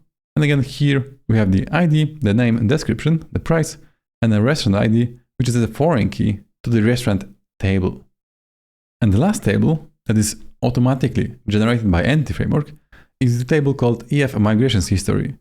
And if I would select all of the values inside of this table, as you can see, you have the information about the migration and the version of Entity Framework. And this information is needed for Entity Framework to actually know which migration has been applied to which database, because with the same DB context, you can connect to multiple database instances, for example, for production, test, or development environments. And this table will capture the information about the migration that has run on a given database instance separately. So by using Entity Framework and a custom class that inherits from the DB context, we could define some properties that are DB sets for a given type of our own entities. And with a bit of configuration, we first of all specify to which database connect to, and then we also specify some additional configuration, like for example, one-to-many relationship with indication which property should contain the foreign key information, and also information that address type property is actually owned by the restaurant, so there's no need to create a separate table inside of the database. We have installed Entity Framework to our infrastructure module and managed to create a database based on our custom DB context class. But now to be able to use this restaurant's DB context class in some other service or a controller, we'll have to register it in the dependency injection container in the program.cs file. So maybe let me go ahead and open the program.cs file. And here, as we know, before we are going to build the application itself, we can register the dependencies using the builder.services property. So first of all, as our restaurant DB context class is in the infrastructure module, we'll have to reference the infrastructure module from the API, so the presentation layer. So to do that, I'll just right-click on the dependencies, add project reference, and select the infrastructure module. So having this reference added, we should be able to actually add some services to the dependency injection container from the infrastructure module. And if we wanted to actually add DB context, there is a special method to do that provided by Entity Framework. So on the builder.services, if I would invoke add DB context, this is actually the method that will take a generic parameter of the DB context class type. So in our case, it would be our restaurant DB context class.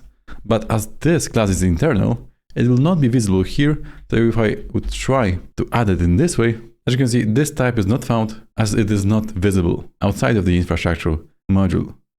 So how can we actually solve this issue so that we can register properly the restaurant's DB context? Well, we can create a public extension method for the iService collection interface. And inside of that extension method, we'll be able to actually register every dependency to the dependency injection container inside of our infrastructure module. So maybe instead of just hard-coding the restaurant DB context class here, I'll just go back to the infrastructure module and create a dedicated folder. Let's call it extensions. Inside, I will create a class called service collection extensions. So this class is going to be a public static class, as we are going to add an extension method for the iService collection type. So maybe I'll just define a public static void method, and let's call it add infrastructure. And this will take a parameter with this keyword of the type iService collection, and maybe let's call it services. So let me just take this add DB context from the program.cs file and paste it here on the services collection by invoking the add DB context method. And this time, as you can see, we are able to reference the restaurant DB context as we are in the same project inside of our solution. All right, so maybe let's do a little cleanup. Let's convert this file to a file scope namespace, and let me just copy the name of this namespace and go back to the program.cs file, because now if I would add the using statement with this namespace, I should be able to actually invoke the add infrastructure method in our program.cs file. So as you can see, with a little trick, we managed to actually register the restaurant's DB context inside of our program.cs file. All right, this is great, but we are still hard coding the connection string here inside of our own configure method by just putting a connection string in a plain text. And this obviously is not the best solution, as we will not be able to actually change the connection string, for example, whenever we would like to deploy the application to a production environment or a test environment. So how can we change this behavior so that Entity Framework gets the connection string dynamically depending on the current environment? Well, as we know, previously we discussed this application settings file and the application development JSON file, and this is the correct place in which we can place our connection strings for different environments. So local environment will be using the application.development.json file, So in here, I could just say that there is a section called connection strings. And this connection strings is a JSON object in which I would be able to specify different connection strings if I would use more than one DB context inside of the solution. We can name those connection strings in any way. So maybe let's call it just restaurants DB. And as the value of this connection string, I will just take the value that we have here previously in this use SQL Server method. I'll copy it and paste it here under connection strings restaurants DB. All right, so we've managed to actually move the connection string into application settings development JSON file. But now, how do we pass it into this restaurant DB context class? Well, first of all, to do that, we'll have to change the implementation of this restaurant DB context class a bit. So first of all, I could just remove this onConfigure method. And instead of that, I will have to create a constructor that takes a parameter of type DB context options for our class. So for restaurant DB context, let's call it options. And we'll have to invoke the base constructor with the parameter, so just the options of our DB context class. So in this way, by adding the constructor with the DB context options parameter, Entity Framework will configure the connection to the database on a higher level. So we'll not have to specify in this class what provider to use and also what is the connection string to the database, but rather this should be handled somewhere higher in our solution. But maybe let me do a quick refactor. As we are using .NET 8, we can use the primary constructors. So now instead of explicitly defining the constructor, I'll just use the primary constructor with the same behavior. So I'll just call the DB context class with the options as the base class. All right, so having this DB context class prepared in such a way, let's go back to our service collection extensions, because here to the DB context method, we should be able to actually pass options that will tell Entity Framework how to configure the DB context class. So for us, we would like to use the SQL Server, and here again, I'll have to specify the connection string to a given database instance. This should pretty much look similar to the implementation of the onConfigure method that we have just removed from the restaurants DB context class. But now the question is, how to actually pass this connection string that we have put into the application development JSON file, because again, we don't want to hard-code it here as just plain text. Well, to do that, if I go to program.cs file, to get the connection string value, we could just refer to builder.configuration, as this property is able to actually read the values that are defined in our application settings JSON files. So on this property, I can just specify that I want to get connection string, and this is a method that takes the name of a connection string that we want to return. So in our case, the name of our connection string is just restaurants.db. So let me copy this name and paste it right over here. So the result of this method is going to be the value of our connection string that we have defined in the application development JSON file. So I could just pass this value as a string parameter to the add infrastructure extension method, but maybe instead I will just specify that I want to pass in the whole configuration, because in the future there might be a need to retrieve more than one information from the configuration to the infrastructure module. And if I would just look up the get connection string method, it is nothing else but an extension method on the iConfiguration interface type. So this is going to be the type that we would like to pass to the extension method in our infrastructure module. So let's go back to the service collection extensions class. And here I'll just pass the second parameter of type iConfiguration. Let's call it configuration. And right now I can just specify a new variable. Let's call it connection string. And I'll just use the get connection string method with the restaurants DB name of the connection string. So having this connection string, I can finally pass it over to the use SQL Server method to properly configure our DB context class. Alright, so we have managed to do a little refactor by removing the onConfigure method and by introducing the primary constructor with the DB context options parameter. And also we have registered the restaurant DB context inside of the dependency injection container by dynamically providing the connection string to the database from our application development JSON file. So maybe just to make sure, let me actually go ahead and remove the previously created database so that we can recreate it once again with a new approach.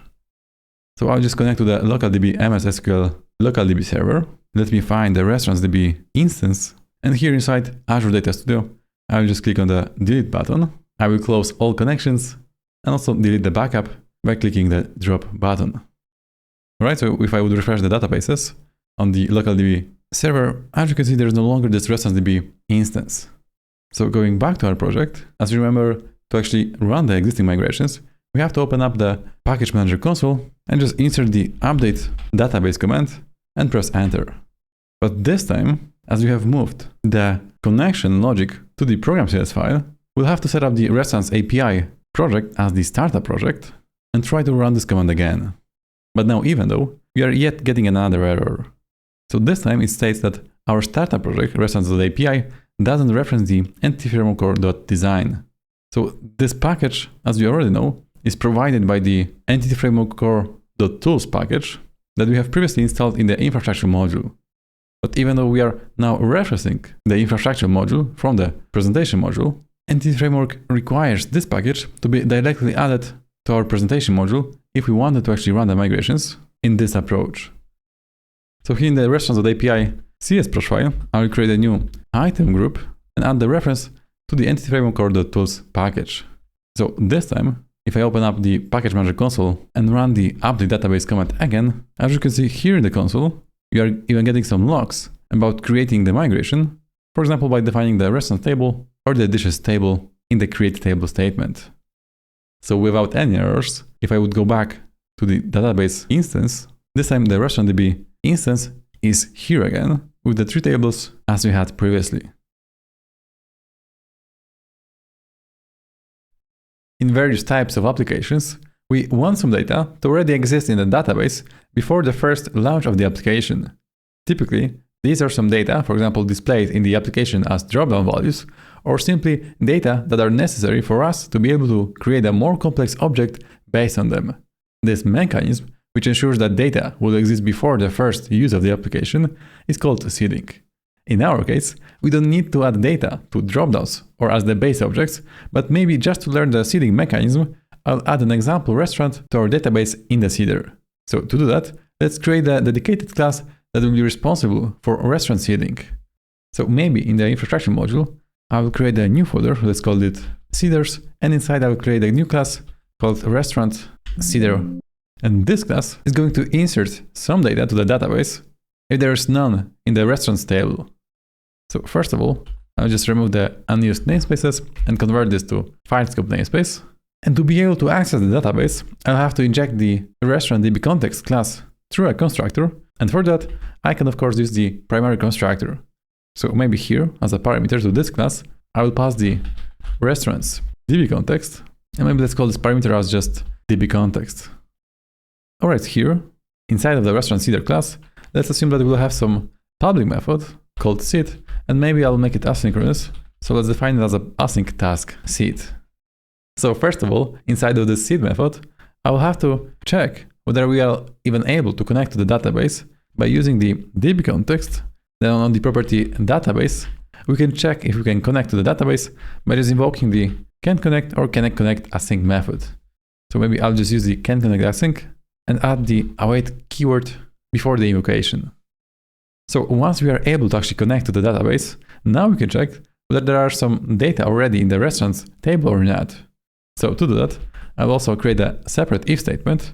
And this time on the DB context, I'll just get the restaurants property. And with the any method, I can make sure that there is some data or there is no data at all. So just by saying not restaurant.any, we'll be certain that there is no data in the table. So right now, maybe under some variable, let's call it restaurants, we'll just get some restaurants from a private method. So let me just generate this method. And here I want to return a collection. So let's say enumerable of restaurant type, for which I have to use the restaurant.domain.entities namespace. So inside of this method, I'll just create a new collection for the restaurants, and using the new collection expression syntax available in .NET 8, I'll just initialize a new collection with 2 restaurants. So first of all, we have a restaurant called KFC with a description, contact email, and 2 dishes with their name and description and prices, and also an address property. And the second restaurant is going to be a McDonald's without any dishes, but the address defined for this entity. So having those 2 restaurants defined, we can just return them from this getRestaurant methods, and going back to the seed method, now to add them to the restaurants table, we can just use the restaurants property on the DB context and the addRange method, into which I will just pass the restaurants collection. And lastly, to commit the changes on the database side, we'll have to invoke the dbcontext.savechanges method or the asynchronous method, which is savechanges_async. And as this is a asynchronous one, I'll also have to add the await keyword. Alright, so we have managed to actually implement the seeding mechanism in the restaurant seeder class, but now also let's create an interface that will represent the seed method, which will be used inside of our program to actually invoke the seeding mechanism. So I'll just use the Visual Studio Extract interface feature. Let's call it iRestaurantSeeder and add it to a new file. And just to make sure, yeah, here we have the seed method as a task, which is asynchronous. So right now, we'll need to actually register this iRestaurantSeeder and its concrete implementation inside of our service collection extension. So down here, I'll just say services.add_scoped. And for the iRestaurantSeeder abstraction, I'll just register the restaurantSeeder concrete type implementation. And you may ask why we are going to add it as a scope dependency. And this is because we are going to reference the restaurant dbContext, and by default, entity framework by the add dbContext method is going to register the dbContext as a scope dependency. So just because of that, I'm going to also add the restaurantSeeder as a scope dependency, but if I want to, I could actually add it as a transient one. Okay, so right now we have created a class that will seed the restaurant to the database. We have added it to the service collection extension. Now we'll have to invoke the seed method before our application is even up and running. And to do that, I'll have to go back to the program.cs file, and here, maybe just right below the application is actually built from the dependency injection container. We'll have to somehow construct the iRestaurantSeeder implementation and then invoke the seeding mechanism. And to do that, I'll have to use the app.services property on which I will be able to actually create a scope. So maybe as the return value of this method, I'll create a new variable. Let's call it a scope. And on that scope, I will be able to get to the service provider. And then with that service provider, I can just call the getRequireService for a generic type of iRestaurantSeeder, which has to be public. So maybe let's go back to the iRestaurantSeeder and change the internal keyword to public interface. And if I would go back to the program.cs file, now I should be able to add the restaurants.infrastructure.seeders namespace. So with that namespace in this file, let's create a variable called seeder that is going to be the result of the getRequireService method. And on that seeder, I'm finally able to invoke the seed mechanism. And as it is an asynchronous method, I'll just add the await keyword. Okay, so right now we can start the application. So maybe just let me put a breakpoint on the seeder mechanism and run the solution with a debugger. All right, so let's go inside to the seed method implementation. And we are here in the restaurantSeeder class. We have our reference to the restaurants dbContext. So first of all, we are going to check whether we are able to connect to the database. And we are inside of this if statement. And this means that we are able to connect to the database. And now we are going to check whether there are any restaurants in the table. And obviously, as this is the initial seeding, there is no data in that table. So we are going to create some in the memory and then invoke the addRange method on the restaurants and then save the changes asynchronously. And in this moment, if you would look into the server output logs, there are actually some merge statements that are inserting new values to the database into the restaurants table, as well as the dishes table, as we have created 2 dishes for one of the restaurants. So right now, I can go ahead and start the web API. And just to make sure, I will go to the database provider and let's check whether we have some entities in the restaurant table. And as you can see, here we have 2, KFC and McDonald's, with their name, description, category, contact email, and the address location. And if I would select the dishes table, here you can see the 2 that we have added to one of the restaurants, and they are even connected by the restaurant ID foreign key.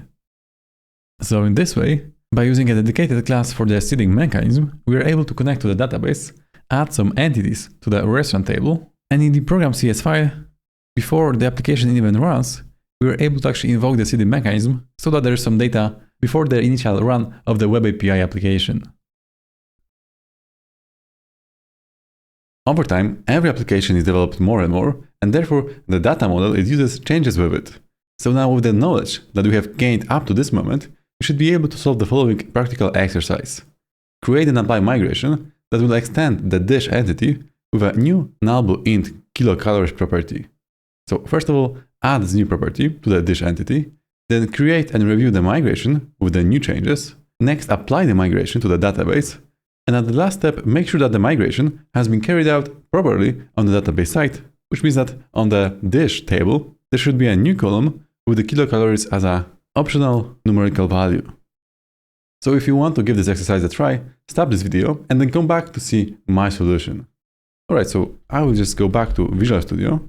And first of all, let me just find out the dish entity, because this is the class that we have to extend with a new property. So I'll just add a new property of type int as a nullable value, and let's just call it kilocalories as in the exercise definition. So having this defined in our dish entity as a property, now entity framework snapshot should compare the current moment with the kilocalories property to the previous snapshot that has been serialized, and it should find out that there's a new property on the dish entity, and it should prepare the migration with a correct statement to actually extend the dish table. So I'll just go ahead and open the NuGet Package Manager console and type in the following command: add migration to first of all scaffold the migration, and also as the first parameter, I'll have to specify the name of this migration. So maybe let's call it kilocalories added to dish, like this. So let me just press enter. And after a while, the project should be built correctly. A new migration should be added. But as you can see, I'm getting actually an error specifying that my target project, Restaurant API, doesn't match my migration assembly, restaurant infrastructure. And this is because here, as a default project, I have selected previously the Restaurant API. And this, of course, should be the infrastructure module, as there we are keeping the DB context of our application. So once again, I'll run the migration. And this time, as you can see, there's a new file created inside my Visual Studio with the kilocalories added to dish migration, and basically defines one action. So on the app method, it's just simply going to add a new column, which is a type of int and it is nullable value, to the table dishes with the name of kilocalories. And on the drop method, it's going to actually remove this new column from the dishes table. To me, it looks fine. So let's go ahead and apply this migration to our database instance. So to do that, once again, I will open the Package Manager console. And this time, I'll run update database command. And after a while, you can even see that there's an alter table SQL statement to add a kilocalories as an int nullable value. So just to make sure that our database instance is also changed, I will go to Azure Data Studio. And here, let me refresh the tables on our restaurants DB database. And now if I look up the dishes columns, as you can see here, we have also one more column, kilocalories, which is type of int, and it is nullable. So right now, if I would select every data from this table, we're going to see a null value, because for the previously existing one that we have added through seeding mechanism, the value doesn't exist, so it's just simply a null value on the SQL database side.